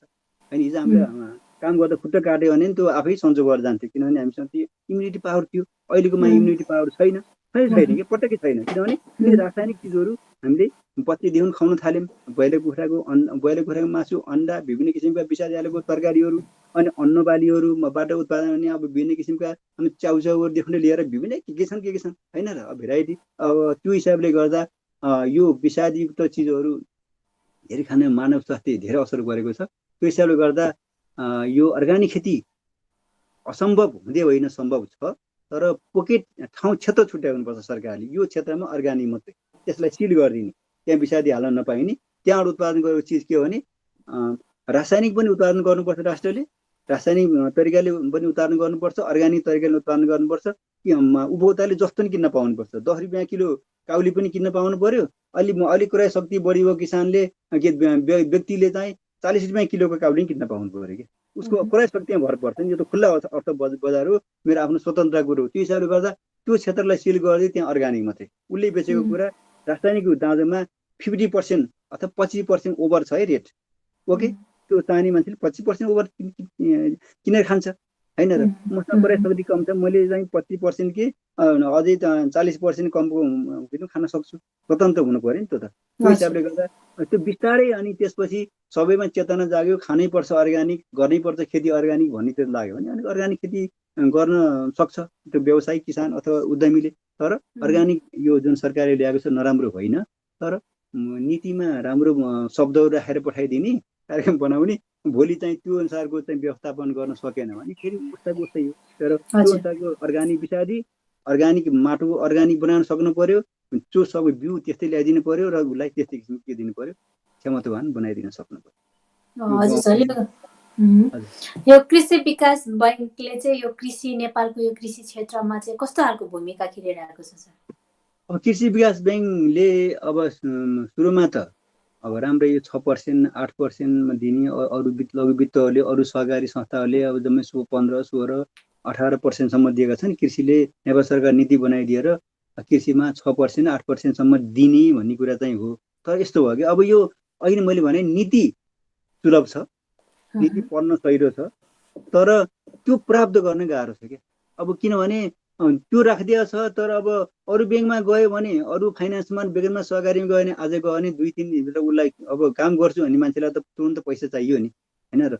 पैसा चाहिएरै ब्याङ्क जाने त हो, उसलाई 2-4 दिनमा दिन्छ। अब कृषि विकास ब्याङ्कमा होइन, हामीले सहज छ, हामीले तुरन्त दिइहाल्छौँ, किन अप्ठ्यारो छैन भन्नुहुन्छ उहाँहरू। तर प्रक्रियामा महिनौ दिन 2 महिना लगाइदिनुहुन्छ। आजभोलि मानिसहरू त्यो झमेलामा फस्न चाहँदैन कि। त्यो त्यस्तो किसिमको नीति बनाइदिनु ठिक छ, उसको डकुमेन्ट त पुग्नु पर्यो। अब ऋण प्रवाह गर्ने एउटा निकाय हो नि ऊ पनि त, उसलाई पनि त डुब्न त चाहँदैन, उसले पनि त भरपर्दो प्रमाण त लिएर बस्नु पर्यो नि, परेन त। त्यो हिसाबले उसका डकुमेन्टहरू पुगेपछि त, डकुमेन्ट नभए त कसैलाई ऋण दिन भएन। डकुमेन्ट पुग्छ भने उसलाई छिटो छरितो ऋण प्रवाह गरिदियो भने राम्रो हुन्थ्यो। तर कृषि विकास ब्याङ्कले गर्नेमा अलिकति ढिलो गर्छ। हाम्रो ऋण प्रवाह ढिलो चाहिँ प्रक्रियाहरू अलिक ढिला हुन्छन्, अलिकति झन्झटिलो छ भन्ने शब्दहरू आएको छ। मैले त कारोबार गरेको छैन, मैले सुनेको हुन्छु छ। त अब त्यो त अब आफू पनि त लाग्नु पर्यो नि, काम गर्छु, अब सुविधा लिन्छु भनेपछि त केही समय पर्खन सक्नु पर्यो। आजको आज त कहीँ पनि हुँदैन होइन र। त्यो हिसाबले गर्दा अब यो नेपाल सरकारले उही कुरा आउँछ, नीति बनाइदिन्छ, तर सुलभ बनाइदिन त्यो लाग्दैन। उही कागजमा एकदम सजिलो पढ्दाखेरि सजिलोसँग पढेपछि मान्छे आहा अहिले त सजिलो रहेछ नि भन्छ, जान्छ। उहाँ जाँदा विभिन्न किसिमका कागजपत्रहरू, डकुमेन्टहरू ती सबै गर्ने कुराहरूलाई गर्नुपर्दा झन्झटिलो त्यसै हुन्छ र मान्छे पनि विस्थापित हुन्छ। त्यसरी चाहिँ सेवा दिन नसकेको मात्रै हो। तर अब अलिकति कुरेर गर्ने भयो भने त अब ऋणको ब्याज दरमा कम छ होइन। त्यो त त्यही अघि नै मैले भनिहालेँ नि, चाहिने मान्छे जाने हो नि त। कृषि विकास ब्याङ्क ऋण लियो भन्न चाहिँ आउँदैन नि होइन र। त्यसैले मेन यो सेवा सुविधा प्रवाह गरेको छ है भनेपछि त चाहिने व्यक्ति त्यहाँ धाउनु पर्यो नि त। धाएर त्यो चिज कसरी प्राप्त गर्ने हो त्यो लाग्नु पर्यो। हामीमा फेरि के छ, त्यो धायो भनेदेखि गाह्रो हुन्छ पो, त्यता जाँदै नजाऊँ, सुलभ कहाँ छ त्यतै जाउँ भन्ने एउटा हाम्रो के छ नेपालीहरूको, मेरो पनि भनौँ अब सबैलाई दो हुँदैन, मेरो पनि त्यो धारणा छ। त्यो हिसाबले हामी त्यो धारणा पालेर त्यस्तो सुविधा त्यस्तो किसिमको राज्यले दिएको सुविधाकोमा हामीले प्रयोग गर्न चाहिँ के गर्नु पर्यो, सिक्नु परेको। हजुर, यो प्रधानमन्त्री कृषि आधुनिकीकरण परियोजनाको चाहिँ अनुदानमा चाहिँ एकदम गुनासोहरू चाहिँ सुन्न पाइन्छ सर। यो हजुर चाहिँ पहिला संयोजक भएर पनि काम गरिसक्नु भएको छ, यसमा चाहिँ तपाईँको धारणा चाहिँ के छ? अब यस्तो, अब हो पक्कै हो प्रधानमन्त्री कृषि पोखरा मात्रै लागू होइन, पोखरामा मात्रै होइन, अहिले त नेपालभरि भयो। त्यति बेला 7 र सुपर जोन र अनि जोन, अनि त्यसपछि ब्लक, अनि त्यसपछि ब्लक र पोकेट भन्ने चाहिँ छुट्याएको थियो। ब्लक र पोकेट भन्ने जिल्ला कृषि विकास कार्यालयले हेर्थ्यो होइन। जोन भन्ने चाहिँ छुट्टै अफिस तयार हुन्थ्यो र चाहिँ सुपर जोन भन्ने बेग्लै हुन्थ्यो। 7 र सुपर जोनमा तरकारी पोखरा परेको त्यो पश्चिमाञ्चलमै भनौँ तरकारी सुपर जोन। अहिले स्याङ्जा पनि सुन्तला सुपर जोन भइसकेको छ। यो हिसाबले अहिले त सङ्ख्या बढाउँदै गयो। त्यति बेला तत्कालै अब हामी सुरुमा प्रधानमन्त्री आधुनिक परियोजना ठ्याक्क लागू हुने बेलामै पोखरामा अफिस आएर बस्यो भन्दाको 1-2 महिनाभित्रै अनि सञ्चालक समिति गठन गर्ने, यो सबै सञ्चालक समिति मार्फत गरिने अथवा सञ्चालक समितिको राय सल्लाहमा कार्यालयले गर्ने भन्ने कुराहरूको नीति बनेर आयो। अनि त्यसमा आयो र हामी चाहिँ अब सञ्चालक समिति गठन गर्न जिल्ला त्यति बेलाको चाहिँ प्रधानमन्त्री कृषिको प्रमुखहरूले कर्मचारीले ठुलो तालिम गर्नुभएकै हो, हामीले देखेका छौँ। त्यो अनुसार म चाहिँ अब त्यसमा अब संयोगवश भनौँ, अब साथीहरूले सहयोग गरेर त्यसमा अध्यक्ष संयोजक हुने अवसर पनि साथीहरूले दिनुभयो। 2 वर्ष काम पनि गरियो र समग्र रूपमा भन्दा अब काम चाहिँ हामीले सकेसम्म निष्पक्ष गरेका हौँ। अब त्यही हो, अब गर्ने क्रममा कसैले कोही पर्दा थोरै मूल्याङ्कनमा तलमाथि पर्न सक्छ होइन। र अब यसो हेरे उसको यो पोइन्टमा उसको व्यस्त, यता हेरे उसको पोइन्टमा व्यस्त, त्यो हिसाब गर्दा 10वटा हातमा 2टा लड्डु छन्, माग्ने 3वटा छन् होइन र। 3वटा छन्, अब 2टालाई मात्रै दिने, एउटा त बाइपास भइहाल्छ, एउटा त अर्को वर्ष दिउँला भन्न परिहाल्छ। त्यो त छनौटमा त्यस्तो चाहिँ हुन पुगेको हो। र दुरुपयोगको कुराहरूमा त्यो छनौटमा थोरै तलमाथि चाहिँ होइन, तर मूल्याङ्कनको आधारमा तर 3टा चाहिएको छ, 2टा छैन, 2टा दिँदा एउटा त मैले पाइनँ, आफ्नो मान्छेले दिए त प्रसिद्ध भनिहाल्छ जोसुकैले पनि। र अर्को कुरो के छ भन्दा अब परियोजना त आयो, त्यति बेला परियोजना आयो, स्ट्रक्चरहरू र हाइटेक ग्रिन हाउस भनेको 1 करोडको निर्माणकाहरू किसानले 85% नेपाल सरकारले दिने, प्रधानमन्त्री कृषिले दिने, 15% किसानको सहभागिता रकम हुने भन्ने पनि त्यतिखेर 5वटा त्यस्ता ग्रिन हाउसहरू बने 1 करोडका। अब त्यसमध्येमा त्यतिखेर के भयो नेपालमा के छ भन्दा नीति अघि मैले नीति र कार्यक्रम पहिले ल्याइदिन्छ होइन। अब ग्रिन हाउस बनाउने भन्यो नेपालमा, ग्रिन हाउस बनाउने एउटा सानो सिओ पनि छैन। सबै कहाँबाट ल्याउनुपर्छ, इन्डियाबाट ल्याउनुपर्छ, चाइनाबाट ल्याउनुपर्छ। कार्यक्रम आयो, बजेट आयो, तर चाहिँ चिज आएको छैन, बनाउनु त पर्यो नि। प्रविधि पनि छैन, त्यो बनाउँछु मैले यतिवटा बनाइसकेँ भन्ने चाहिँ त्यस्तै किसिमको प्रविधि भएको चाहिँ एउटा उद्यमी आउनु पर्यो नि, व्यवसाय आउनु पर्यो नि। त्यो पनि छैन, खोज्दा बल्ल म बनाउँछु भन्ने हिसाबले आए, बनाइदिए। अब त्यो निर्माण पनि भयो। अब बनाउने क्रममा थोरै कतै अब बाहिरबाट ल्याउने चिज हो, थोरै प्रविधि कम पनि भएको होला। अब त्यो निर्माण पनि भयो, तर त्यहाँभित्र गर्ने खेती प्रणालीमा पनि त सिप हुनु पर्यो नि, भएन र। हिजो एउटा प्लास्टिक घरमा टनेलमा 10-12 मिटरको टनेलमा गरेको र 10 रोपनीको 3800 वर्ग मिटर 4000 वर्ग मिटरको घरभित्र त्यहाँ आधुनिक संरचना फिट गरेर घरभित्र त्यो खेती कसरी गर्ने प्रविधि पनि त हुनु पर्यो नि। हाम्रो नेपालमा भएको विज्ञहरू हिजो त्यो पढेर चाहिँ अब साइन्टिस्ट हुनुभएको होइन, वैज्ञानिक हुनुभएको होइन, त्यो प्रविधि पनि थिएन। अब उहाँहरूले त्यो सिकाउनु पर्दा उहाँलाई पूर्ण ज्ञान पनि भएन। त्यो हिसाबले थोरै प्रविधि खेती प्रणालीमा कमजोरी देखिएको। अब त्यही पनि अब उहाँहरू पर्फेक्ट भइसक्नु भएको छ गर्दा गर्दै। र अब वितरण जुन गुनासो भन्ने कुरा त म अघि नै भने, 2टालाई दिनु पर्ने हो, 3टाले माग्यो भने एउटाले नपाउँदाखेरि गुनासो हुन्छ। र दोस्रो कुरा के भने, अब भन्न सकिँदैन, अब कास्कीमा त लगभग टोटल यहाँको सञ्चालक समितिले निष्पक्ष भएर काम गरे, कुनै किसिमको आर्थिक गरेन भन्ने कुराहरू त यो नेपालभरि नै फिजिया छ। र त म अध्यक्ष भएर गरेकोमा म राम्रो गरेँ भन्न मैले खोजेको होइन कि, मूल्याङ्कन अरूले गर्ने हो। त्यो हिसाबले गर्दा कास्कीमा हामीले त्यस्तो साह्रै दुरुपयोग त कोही पनि भएन। कुनै ठाउँमा अन्य जिल्लाहरूमा भयो भन्ने कुरा प्रधानमन्त्री कृषिकै अब त्यहाँ अनुगमनमा आउनेहरू होइन, गठन भएको टिमहरूले कास्की त राम्रै रहेछ, यहाँको सञ्चालक समिति कार्यालयले राम्रै काम गरेर रहेछ। तर समग्रमा यो दुरुपयोग भन्ने हिसाब आउँदा यो पनि जोडिनु भयो भन्ने मात्रै हो। तर हामीले दुरुपयोग हामीले कसैको 1 रुपियाँ पनि खाइएन। कुनै ठेकेदारसँग पनि खाइएन, किसानसँग पनि खाइएन र कसैलाई चाहिँ तल्लो लेभलको पोइन्टिङमा पुगेर माथि ल्याउने काम पनि गरिएन होइन। गर्नेलाई मात्रै दिएको छ, जुनले गरेका पनि छन्। तर अब त्यस्तो नपाउनेले दोष लाउने कुरा हो। तर समग्रमा नेपालमा कहीँ त्यस्तो त्रुटि पनि भयो होला, भएका प्रमाणहरू हामीसँग छन्। फलान ठाउँमा यस्तो भयो र यस्तो भएको गरे पनि नभनौँ होइन, किनभने अब फेरि आफ्नो राम्रो छ अर्को नराम्रो फलानु भनेर नाम पनि नटोकौँ। त्यो हिसाबले गर्दा कुनै यो प्रान्तिक कृषिकै नेपालभरिका यात्रा आयोजना मध्येमा कुनै कुनै ठाउँमा सञ्चालक समिति कार्यालयले नगरे होला, त्यो अलग्गै कुरो हो। तर हामीले त्यो गरेनौँ र समग्रमा आउँदा आयो, तर वास्तवमा पोखराको त्यसरी चाहिँ आएको पनि होइन, समग्रमा आएको मात्रै हो है। के जुन वास्तविक किसानले चाहिँ अनुदान चाहिँ वास्तविक किसानले चाहिँ नपाएर अरू मान्छेले पायो भन्ने कुराहरू पनि एकदम सुन्नमा आउँछ। जुन किसानले पाउनु पर्ने हो, जुन चाहिँ किसान हो उसले चाहिँ नपाएर हुन्छ नि त्यो अब सोर्स फोर्स लाएर भनौँ न, त्यसरी चाहिँ अनुदानहरू खाइरहेको भन्ने कुराहरू पनि छ। यो चाहिँ कस्तो छ सर? यस्तो छ, अब त्यो त यस्तो, अब यो कृषि, अब यो प्रधानमन्त्री कृषि मात्रै छैन, कृषिमा काम गर्ने निकायहरू धेरै छन् अहिले होइन, धेरै निकायले काम गर्छ। अब प्रधानमन्त्री कृषिले काम गर्छ, जिल्ला कृषि भन्ने थियो, अनि त्यसपछि जिल्ला विकासहरू थियो, अनि क्षेत्रीय कृषि भन्ने हुन्थ्यो। यी विभिन्न किसिमका कृषिमा सल्लाह दिने, कृषिमा अनुदान लगानी गर्ने, कृषिलाई सहयोग पुर्याउने धेरै संस्थाहरू निकायहरू छन् होइन। कहीँ न कहीँ त्यसो हुन पनि गयो होला भन्न सकिँदैन होइन। र सबै ठाउँ म कृषिमा लागेको भनेर सबै कुराहरू मलाई कन्फ्युज छ भनेर मैले पनि भन्न सक्दिनँ। लाग्न पनि त्यस्तो किसिमको हुन पनि सक्यो होला। तर जहाँसम्म लाउँछ अब कहीँ त्यस्तो त्रुटि भयो होला, किनभने अब हामी पनि त्यस्तै छौँ। हामीले पाएसम्म अब मैले बाख्रै पालेको छैन, मैले छु, मैले बोका कहीँ पाएँ भने अनुदान पाएन, बोका पनि मैले बाख्रा पालेछु भनेर बोका अनुदान पनि लिइदिने त्यस्ता किसानहरू पनि भेटिन सक्छन् होइन। त्यो त लिने मान्छेमा पनि विश्वास हुनु पर्यो नि, मैले यो लिन हुने हो कि होइन होइन। र मैले यो यहाँबाट अनुदान त लगेँ, मैले त्यो काम गर्ने मान्छे होइन, मैले किन लाने होइन। म त्यसमा सोर लाउन म किन जाने, भोलि म त पतन हुन्छ नि व्यक्तिगत रूपमा। त्यो हिसाबको कुराले गर्दा त्यो अनुदान दिन जाने व्यक्ति पनि सचेत हुनुपर्छ, सचेत नागरिक हो भने त्यो पनि सचेत हुनुपर्छ। र अब दिने क्रममा कसैले अब आफ्नो मान्छेलाई सट्ट राइट लाए पनि होलान् होइन, त्यो पनि हुन सक्ला।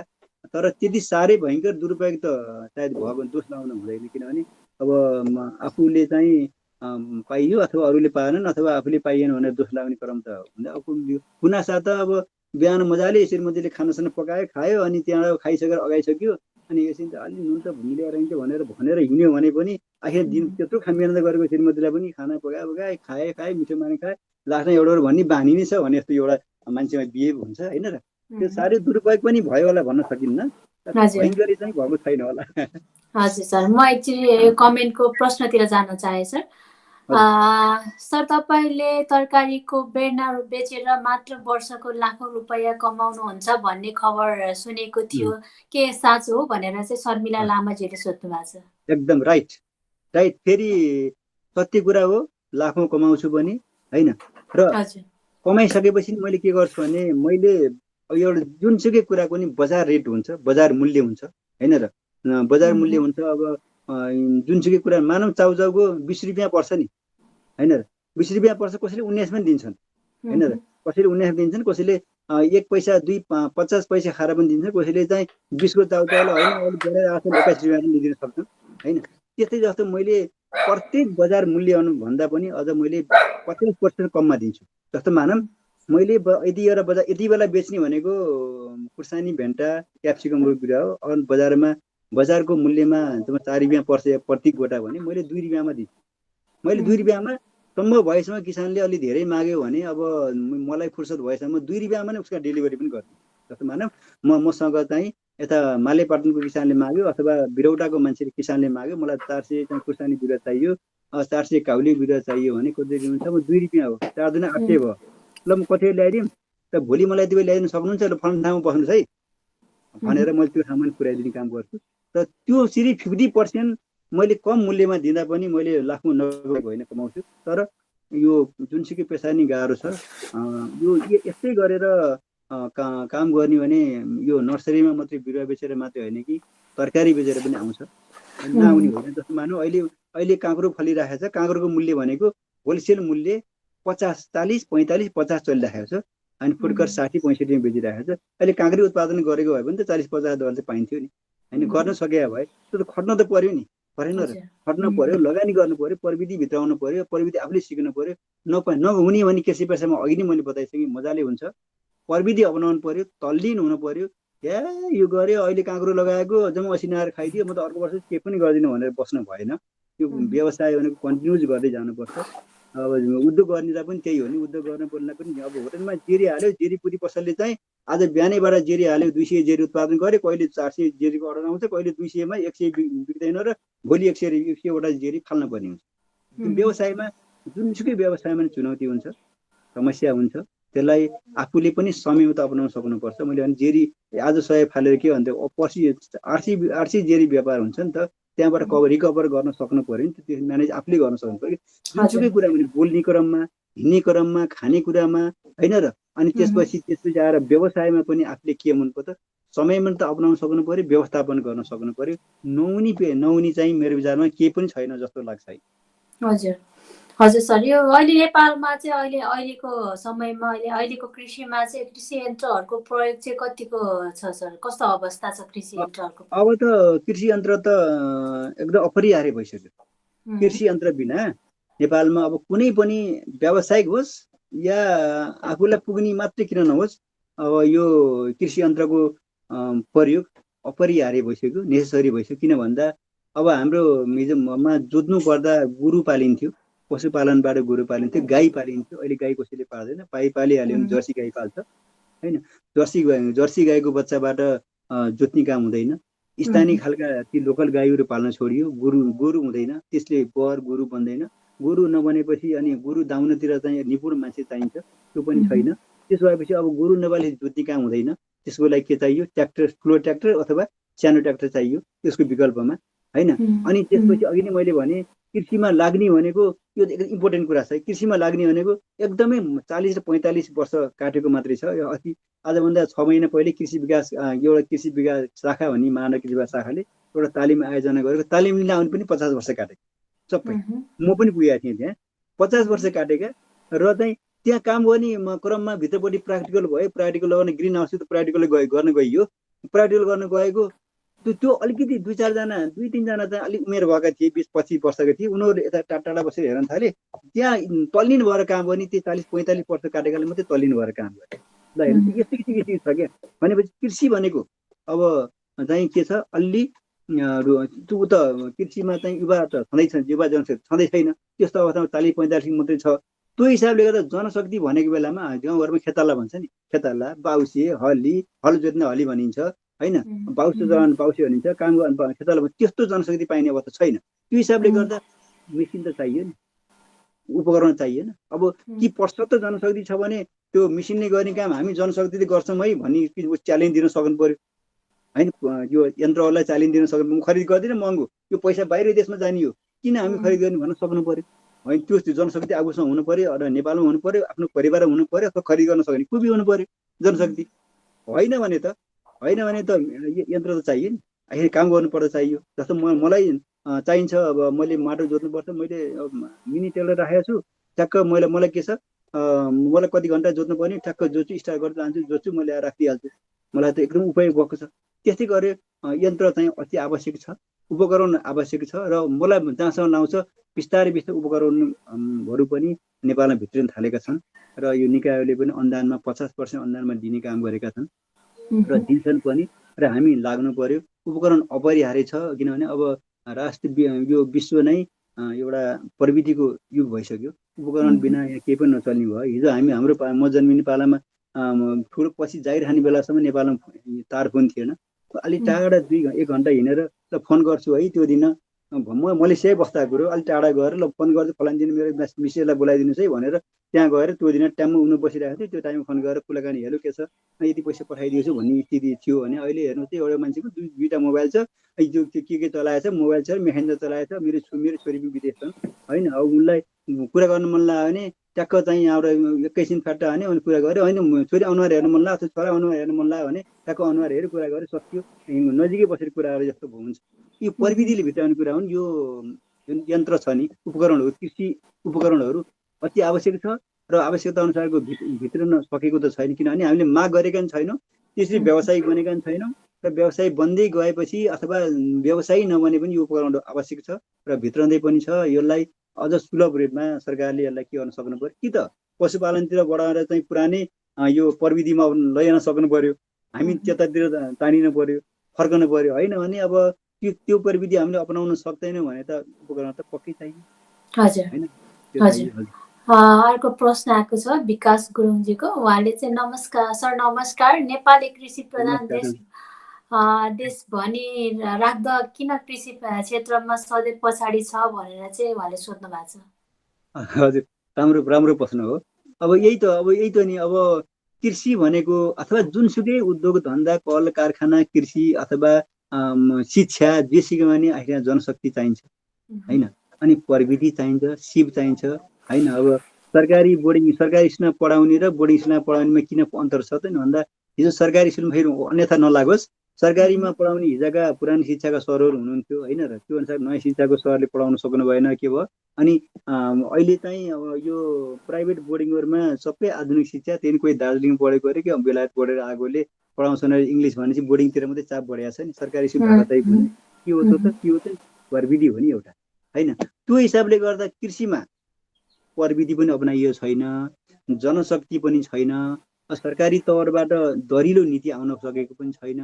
र दरिलो नीति अन्तर्गत के हो त नि, आवश्यक मेटेरियलहरू दिन सकेका छैन। उत्पादन भएको चिजलाई बजारमा लगेर बेचेर ग्यारेन्टी दिएको छैन। उत्पादन गरेपछि त अब पसिना, पैसा अनि समय अथवा सबै कुरा को च्यालेन्ज गरेर उत्पादन गर्छ भने त त्यो उत्पादनलाई सरकारले अथवा एउटा कसैले त बेचिदिनु पर्यो नि त, उसको कुहिएर जानु भएन नि।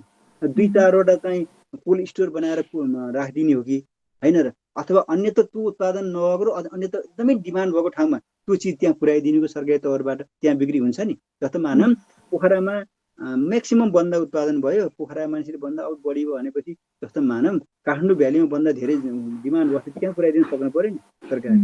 होइन, त्यो नीति दिएर पुर्याइदिएपछि त्यो उत्पादन गर्ने किसान निरुत्साहित हुनु त परेन नि। मेरो भन्दा त बिक्री भयो, अथवा बिक्री 100% हुन्छ, ग्यारेन्टी हुनु पर्यो क्या। त्यस्तो भइदियो भने उत्पादन हुन्छ। र अनि त्यसपछि के हुन्छ, उत्पादन बढेपछि र बजारीकरण भएपछि त अनि मानिस लाग्छ नि, ग्यारेन्टी भएपछि। त्यो ग्यारेन्टी पनि छैन। उत्पादनका विषयमा चुनौती धेरै छन्। विभिन्न किसिमका रोग किरादेखि लिएर वातावरण, अब असिना हुरी, यी प्राकृतिक प्रकोपदेखि लिएर विभिन्न किसिमका समस्या यथावत छैछन्। त्यसको बावजुद पनि अनि प्रविधि कुराहरू छैछन्, त्यसको बावजुद पनि उत्पादन भयो भने पनि त्यसको ग्यारेन्टी छ। बेच्ने उत्पादन भएर पसिना बगाएर सबै चिज खर्च गरेर उत्पादन भएको चिज पनि वास्तवमा के लास्टमा के हुनसक्छ, त्यो कुहिएर जान सक्छ क्या। त्यसो किन मानिस किसान कृषि पेसामा लाग्छ? होइन र, कमसेकम जतिसुकै लगानी नहोस्, किन नहोस्, जतिसुकै पसिना किन उत्पादन गरिसकेपछि ल ठिक छ, बजार मूल्य त अब यही नै हो रेट चाहिँ। होइन र, एउटा भित्र लाउने बनियान भेस्टलाई 150 पर्छ भनेपछि खैर 140 पनि पाइहाल्यो, 170 पनि तिर्छ नि मान्छेले, 50 हो 70 पनि तिर्छ। तर त्यो रेटमा तलमाथि होला 2-4 रुपियाँ, तर बिक्री त भयो है। रेट त यस्तै छ, ठिक छ, कहिले बढी पाइन्छ कहिले कम पाइन्छ भन्ने ग्यारेन्टी भयो भने त कृषि पेसा अगाडि बढ्छ। अनि सबैलाई कृषिमा जाउँ त्यहाँ उत्पादन गर्न सक्यो भने त ग्यारेन्टी छ नि।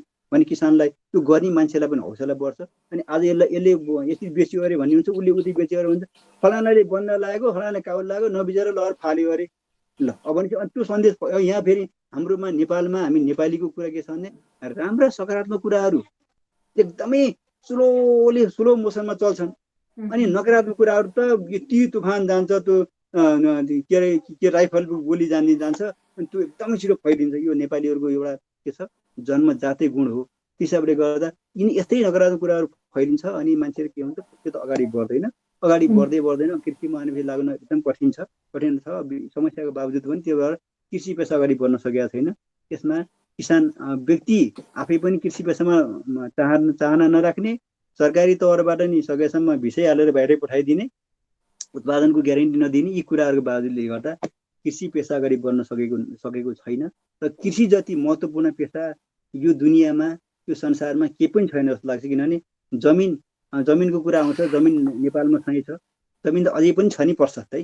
होइन, प्लानिङ गर्न सक्नु पर्यो। यो ठाउँमा घरको लागि मात्रै, यो ठाउँमा अन्न उत्पादनलाई मात्रै, अघि नै भने यो यसरी सरकारले प्लट छुट्याइदिनु पर्यो क्या। त्यसमा चाहिँ अब यो हाउजिङको लागि यो हाउजिङ यहाँ घर बनाउने मात्रै हो है, यहाँ खेती गर्न, यो खेती गर्ने ठाउँ, यसमा खेती गर्न पाएँ, के घर बनाउन पाइने भन्ने यो नीति बनाइदिनु पर्यो। त्यसपछि के भन्छ मान्छे कृषिमा लाग्छ, ग्यारेन्टी सबै भयो भने लाग्छ। र कृषि प्रधान देश हो यहाँ नेपालमा। अब कल कारखाना छैन, उद्योग धन्दा छैन, रबर छैन, पेट्रोल छैन, समुद्रसँग जोडिया छैन, होइन र कुनै पनि छैन यहाँ। कुनै त्यस्तो किसिमको यो प्राकृतिक तत्त्व जसले विदेशमा बेचेर डलर कमाउने तत्त्व नेपालमा के पनि छैन। एउटा हिमाल छ, हिमाल हेर्न टुरिस्ट आइदियो भने र डलर आए मात्रै हो। हाम्रो नेपालको सान भनेको हिमाल हो, हिमालमा टुरिस्ट उक्लिदियो भने पैसा आउने चाहिँ हुन्छ, अन्त केही छ त छैन। त्यो हिसाबमा गर्दा नेपालमा कृषि नै महत्त्व हो जस्तो मलाई लाग्छ। यो सबै सरकारी व्यक्ति जनता सबै तर्फबाट बुझ्न सक्नु। हजुर सर, यो चाहिँ अहिले लकडाउनको अवस्थामा चाहिँ यो कृषिहरूलाई चाहिँ कतिको समस्या परेछ सर? अब यो देखिएको यस्तो छ, अब लकडाउनको अवस्थामा समग्र अब देख्दा कोही अब टिभीबाट नि देखिन्छ, फेसबुकबाट हेरिन्छ, कुनै ठाउँमा कृषि उत्पादनका चिजहरू तरकारीदेखि लिएर फलफुल कुहिएर गइरहेको छ। यातायातको भएन, मार्केट भएन, कुहिएर डोजर लाएर फालिरहेको छ। कुखुराका चल्लाहरू कुखुरा दाना नपाएर कुखुराका चल्लाहरू ल्याउँदै चाहिँ डोजरले पुर्दै गरेको छ। तयारी हुन लागेका चाहिँ पुरिरहेको छ। कुनै ठाउँमा पपुलेसन एकदम नजिक भएर भएको ठाउँमा त्यो चिज पुर्याउन सकेका छैन, होइन र। कहिले चाहिँ उत्पादन कसैले भरमौदो बेचिराखेको छ सहर बजारको नजिक, अलि जागरिला किसानहरू, जागरिला उत्पादनकर्ताहरूले बेचिरहेका छन्। कुनै ठाउँमा नष्ट गर्नु परिरहेको छ। यो चाहिँ समस्या देशभरि नै भएको छ।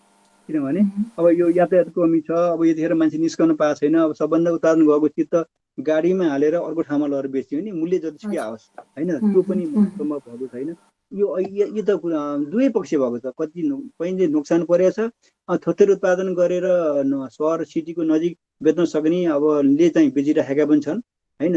समग्रमा यो अब लकडाउनले त कृषि प्रणालीमा त यो त धेरै नै धक्का हानिसकेको छ। यसलाई उठाउन गाह्रो छैन। किनभने जसरी उद्योग धन्दामा कच्चा पदार्थ उत्पादन छैन, यस्तै जस्तो गरेर उद्योगको जस्तो गरेर त कृषिमा हाने पनि उद्योगमा कृषि प्रणाली त्यसरी हानिँदैन जस्तो लाग्छ। किनभने यहाँ त जमिन छँदैछ नि। जमिनलाई त कसैले कोरोनाले हानेको छैन नि। कोरोनाले त फलाम बन्ने उद्योगलाई हान्यो होला, कच्चा पदार्थै निकाल्न पाएको छैन, होइन, त्यस्तै हान्यो होला। तर कृषिमा यतिखेर उत्पादन भएको चिजलाई बजार ल्याउन पाइएन भने यो त कन्टिन्यू चल्छ नि त। जस्तो मान्नु न, कन्टिन्यू चल्छ। धान त गएको मसिनमा भित्रिसक्यो नि, होइन र। यो बिचमा धान उत्पादन हुन्थ्यो, होइन। यो मुसिरमा भित्रीको धानले अर्को मुसिरसम्मलाई पुग्ने हो नि त। हिजो पनि त्यही तरिकाले पुगेको। अब पुरै पपुलेसन सहरमा बस्यो नि तिनै पपुलेसन हो, गाउँमा आयो नि तिनै पपुलेसन हो, होइन। अहिले गाउँमा पनि यातायात गरेर त्यो सहरमा बसेर खाने चामल त्यसले गाउँमा बसेर खान्छ, होइन र। त्यो हिसाबले गर्दा अब मकै लाउने कुरामा मकै अब यो सिजन अनुसारको लाउने, यो सिजनमा गर्ने खेतीहरूमा बिउ अथवा मल अथवा यो कुनै ढुवानी गरेर ल्याउने चिजहरू नपाएर अलिकति त्यसमा धक्का लाग्यो कि भन्ने मात्रै हो, होइन र। तर उत्पादन त एकपटक हुने हो। मुसिरामा उत्पादन भएको धान त अर्को मुसिरसम्म पुग्ने हो, त्यो त छँदैछ नि स्टक, होइन र। त्यो अब स्टक छँदैछ। तिनै मान्छे हुन्, बाहिर मान्छे अब अझै आउन सकेका त छैन नि, प्लेनले ओसारेको छैन, भोलि आउलान्। त्यो हिसाबले गर्दा कृषिमा ठुलो धक्का त छैन।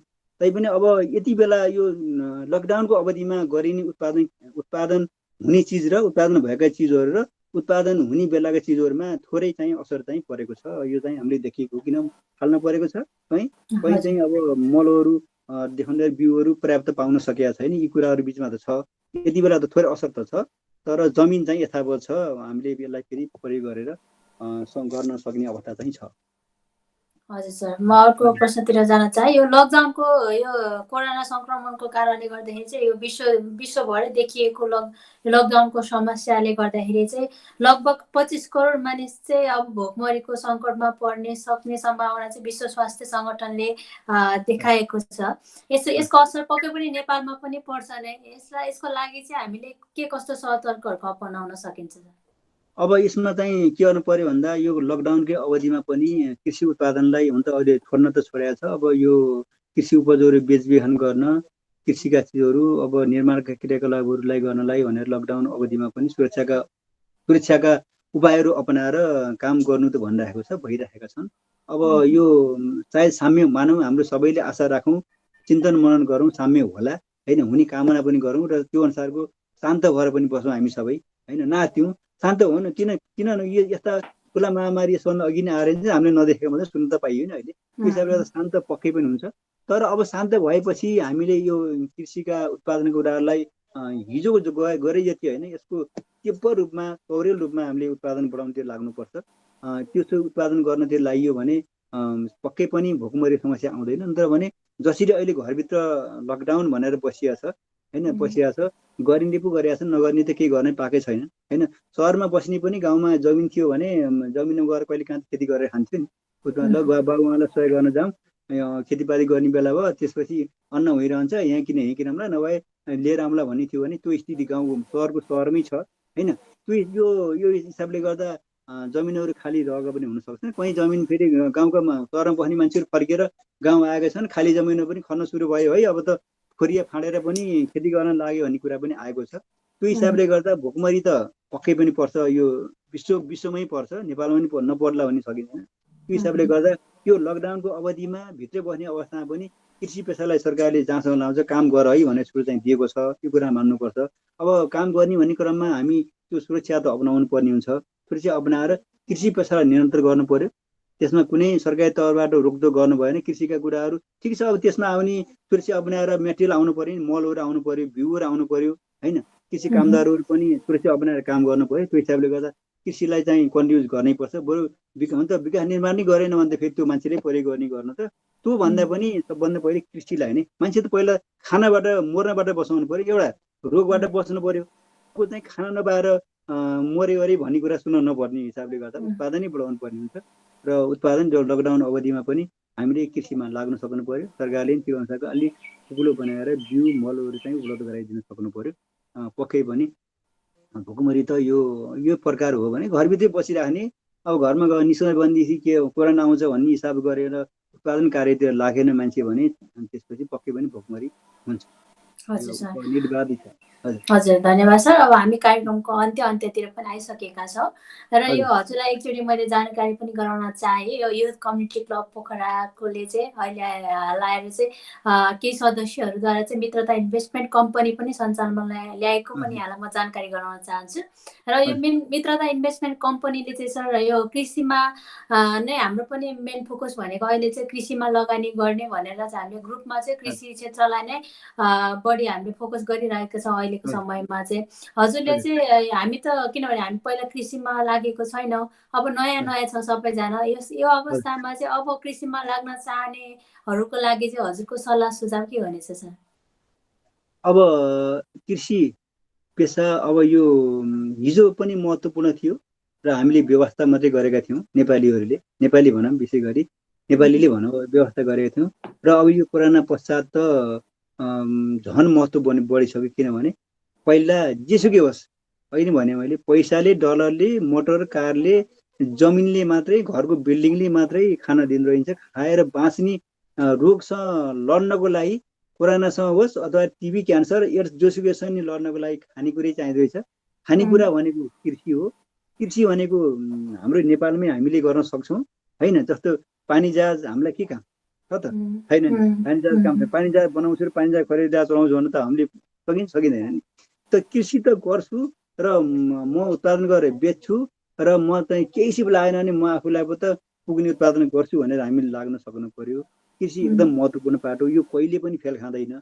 ठिक छ, काम गर्दै जाँदा त एक ट्रक चाहिँ मेटेरियल लिएर आएर चाउचाउ बनाउँछ, त्यो चाउचाउ बिग्रिएर फाल्न पर्ने स्थिति आउन सक्छ नि उद्योगीलाई पनि। पर्दैन, पर्छ नि समस्या त। त्यो त त्रुटिहरू त प्रविधि मिस्टेक त जहाँ पनि हुन्छ। त्यस्तै गर्दा यहाँ असिनाले खाला अथवा के होला, त्यो प्रविधि अपनाउनु पर्यो, समय चोइस गर्न सक्नु पर्यो, ठाउँ हेर्न पर्यो होइन। त्यो हिसाबले गर्दा कृषि एकदमै महत्त्वपूर्ण पेसा छ र यो पेसाबाट थोरै समय अरू पेसाबाट एकदम छिटो उपलब्धि भएर गाडी मोटर किनिन्थ्यो, अलिकति एसआरएम गरिन्थ्यो, रिल्याक्स गरिन्थ्यो भने कृषिबाट अलिक लामो समय लाग्ला। उत्पादन गरेर कमाउन लामो समय लाग्ला। बिस्तारै गऱ्यो छिटो गयो ग्यारेन्टी छैन, ढिलो बिस्तारै गयो भने पुगिन्छ भन्ने जुन एउटा छ नि यात्रा गर्ने क्रममा, त्यस्तो कृषिमा बिस्तारै लाग्यो र त्यसलाई तल्लीन भयो, त्यसलाई अलिकति गरिन्छ है म गर्छु भन्ने एउटा त्यस्तो शक्ति लिएर, खुबी लिएर अथवा आँट लिएर काम गऱ्यो कृषि पेसा एकदम राम्रो पेसा हो। घर छोड्नु परेन।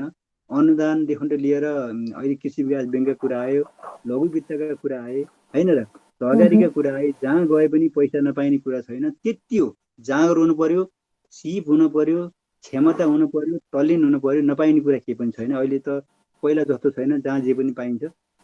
यसै गर्दा कृषि पेसा एकदमै राम्रो पेसा हो। अब हुन त यो भनिरहँदा कतिलाई होइन भन्ने पनि आउला। अब बिस्तारै यो भन्नै नपर्ला जस्तो लाग्छ मलाई त।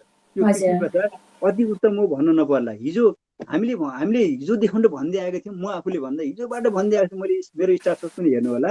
मैले खालि कृषिको कुरा मात्रै लेख्छु। मैले कहिले पोलिटिकल कुरा लेख्दिनँ, वाहियात कुरा लेख्दिनँ। म कृषिको कुरा मात्रै। कमसेकम चाहने मान्छेहरूलाई त अवेरनेस होस् न, जानकारी होस् न। फेसबुक के एउटा फोटो हेर्नलाई मात्रै हो र? फेसबुक सूचना हो, फेसबुक ज्ञान लिने ठाउँ हो, प्रविधि लिने ठाउँ हो नि। अलिकति प्रविधि कुरा नि गरिदिनु। मैले कृषिको जानेको छु भने कृषिकै लेखिदिउँ न। अर्कोले शिक्षाको जाने शिक्षाको कुरा लेखिदिउँ न।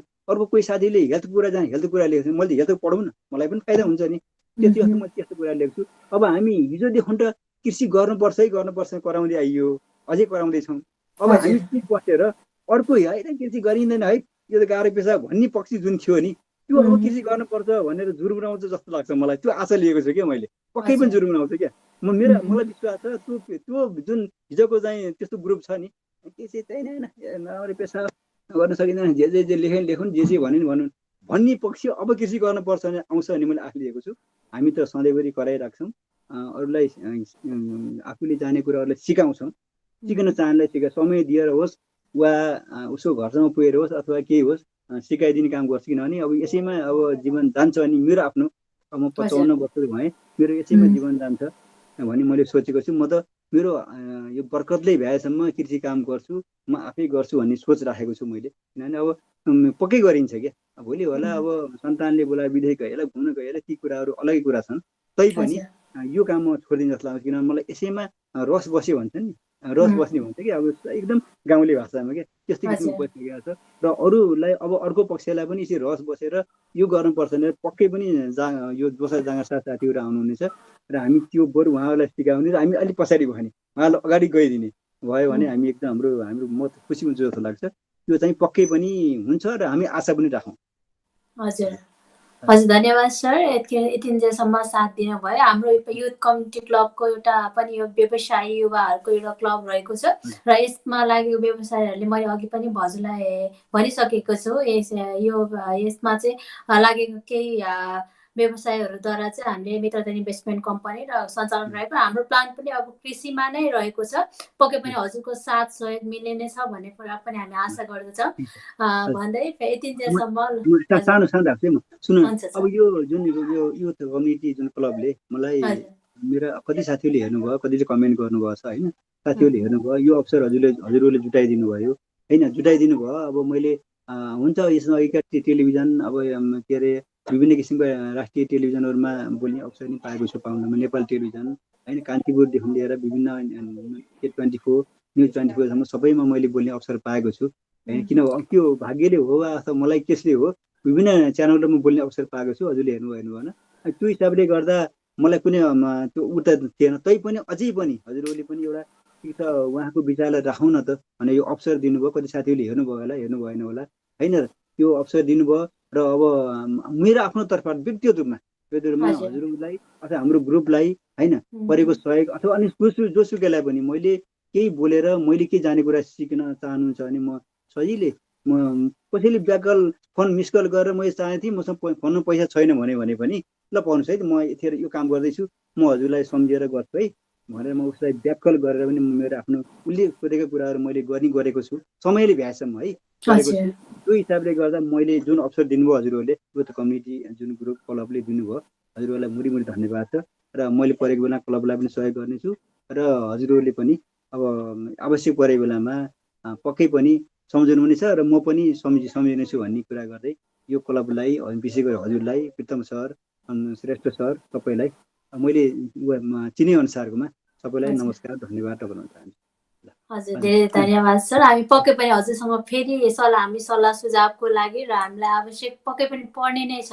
किनभने हामी नयाँ छौँ कृषिमा, त्यसै कारणले गर्दाखेरि पनि तपाईँको सल्लाह चाहिँ हाम्रो लागि एकदमै आवश्यक रहनेछ र हामी सल्लाहका लागि हामी हजुरसँग कन्ट्याक्टमा पनि आउने नै छौँ भन्दै यतिखेरसम्म जुन हाम्रो लगभग 1.5 घन्टाको कार्यक्रम भयो आज, 1.5 घन्टासम्म साथ दिनुभयो त्यसको लागि युथ कम्युनिटी क्लबको तर्फबाट र मेरो व्यक्तिगत तर्फबाट हजुरलाई धेरै धेरै धन्यवाद दिन चाहन्छु सर। नमस्कार। नमस्कार सर। हुन्छ। उहाँ हुनुहुन्थ्यो रामबहादुर हमालज्यू हुनुहुन्थ्यो। हामीसँग कृषिको विषयमा चाहिँ उहाँले धेरै जानकारीहरू धेरै कुराहरू गर्नुभयो। पक्कै पनि आशा छ तपाईँहरू पनि कृषि के हो र कृषिको महत्त्व चाहिँ नेपालमा कस्तो छ भन्ने कुराको चाहिँ तपाईँहरू पनि पक्कै पनि छर्लङ्ग हुनुभयो होला भन्ने पनि म आशा गर्दछु। र उहाँसँग अझै पनि तपाईँहरूले सिक्न पर्ने जान्न पर्ने अथवा उहाँसँग केही जिज्ञासाहरू छ भने चाहिँ तपाईँले युथ कम्युनिटी क्लबसँग पनि आबद्ध भएर पनि तपाईँले सोध्न सक्नुहुनेछ। हामी तपाईँहरूको प्रश्न तपाईँहरूको जिज्ञासा चाहिँ उहाँसम्म पुर्याउनका लागि चाहिँ हामी कोसिस गर्नेछौँ।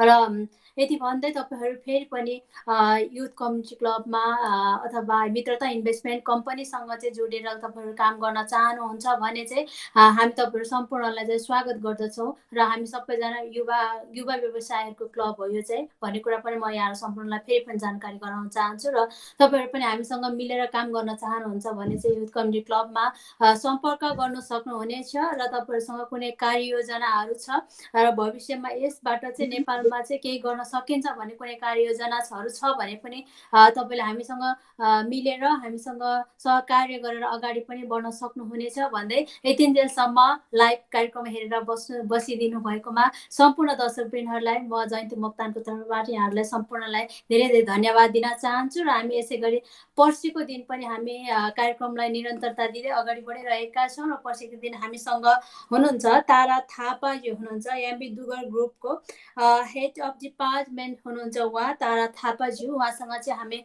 पर्सिको दिन दिउँसो 2 बजे नै हामी लाइभमा जोडिने नै छौँ भन्दै त्यतिन्जेलसम्मको लागि म यहाँहरूबाट बिदा हुन चाहन्छु। र पर्सि हामी 2 बजे फेरि पनि लाइभमा जोड्ने नै छौँ भन्दै बिदा हुन चाहन्छु। हस्त नमस्ते, शुभ दिन।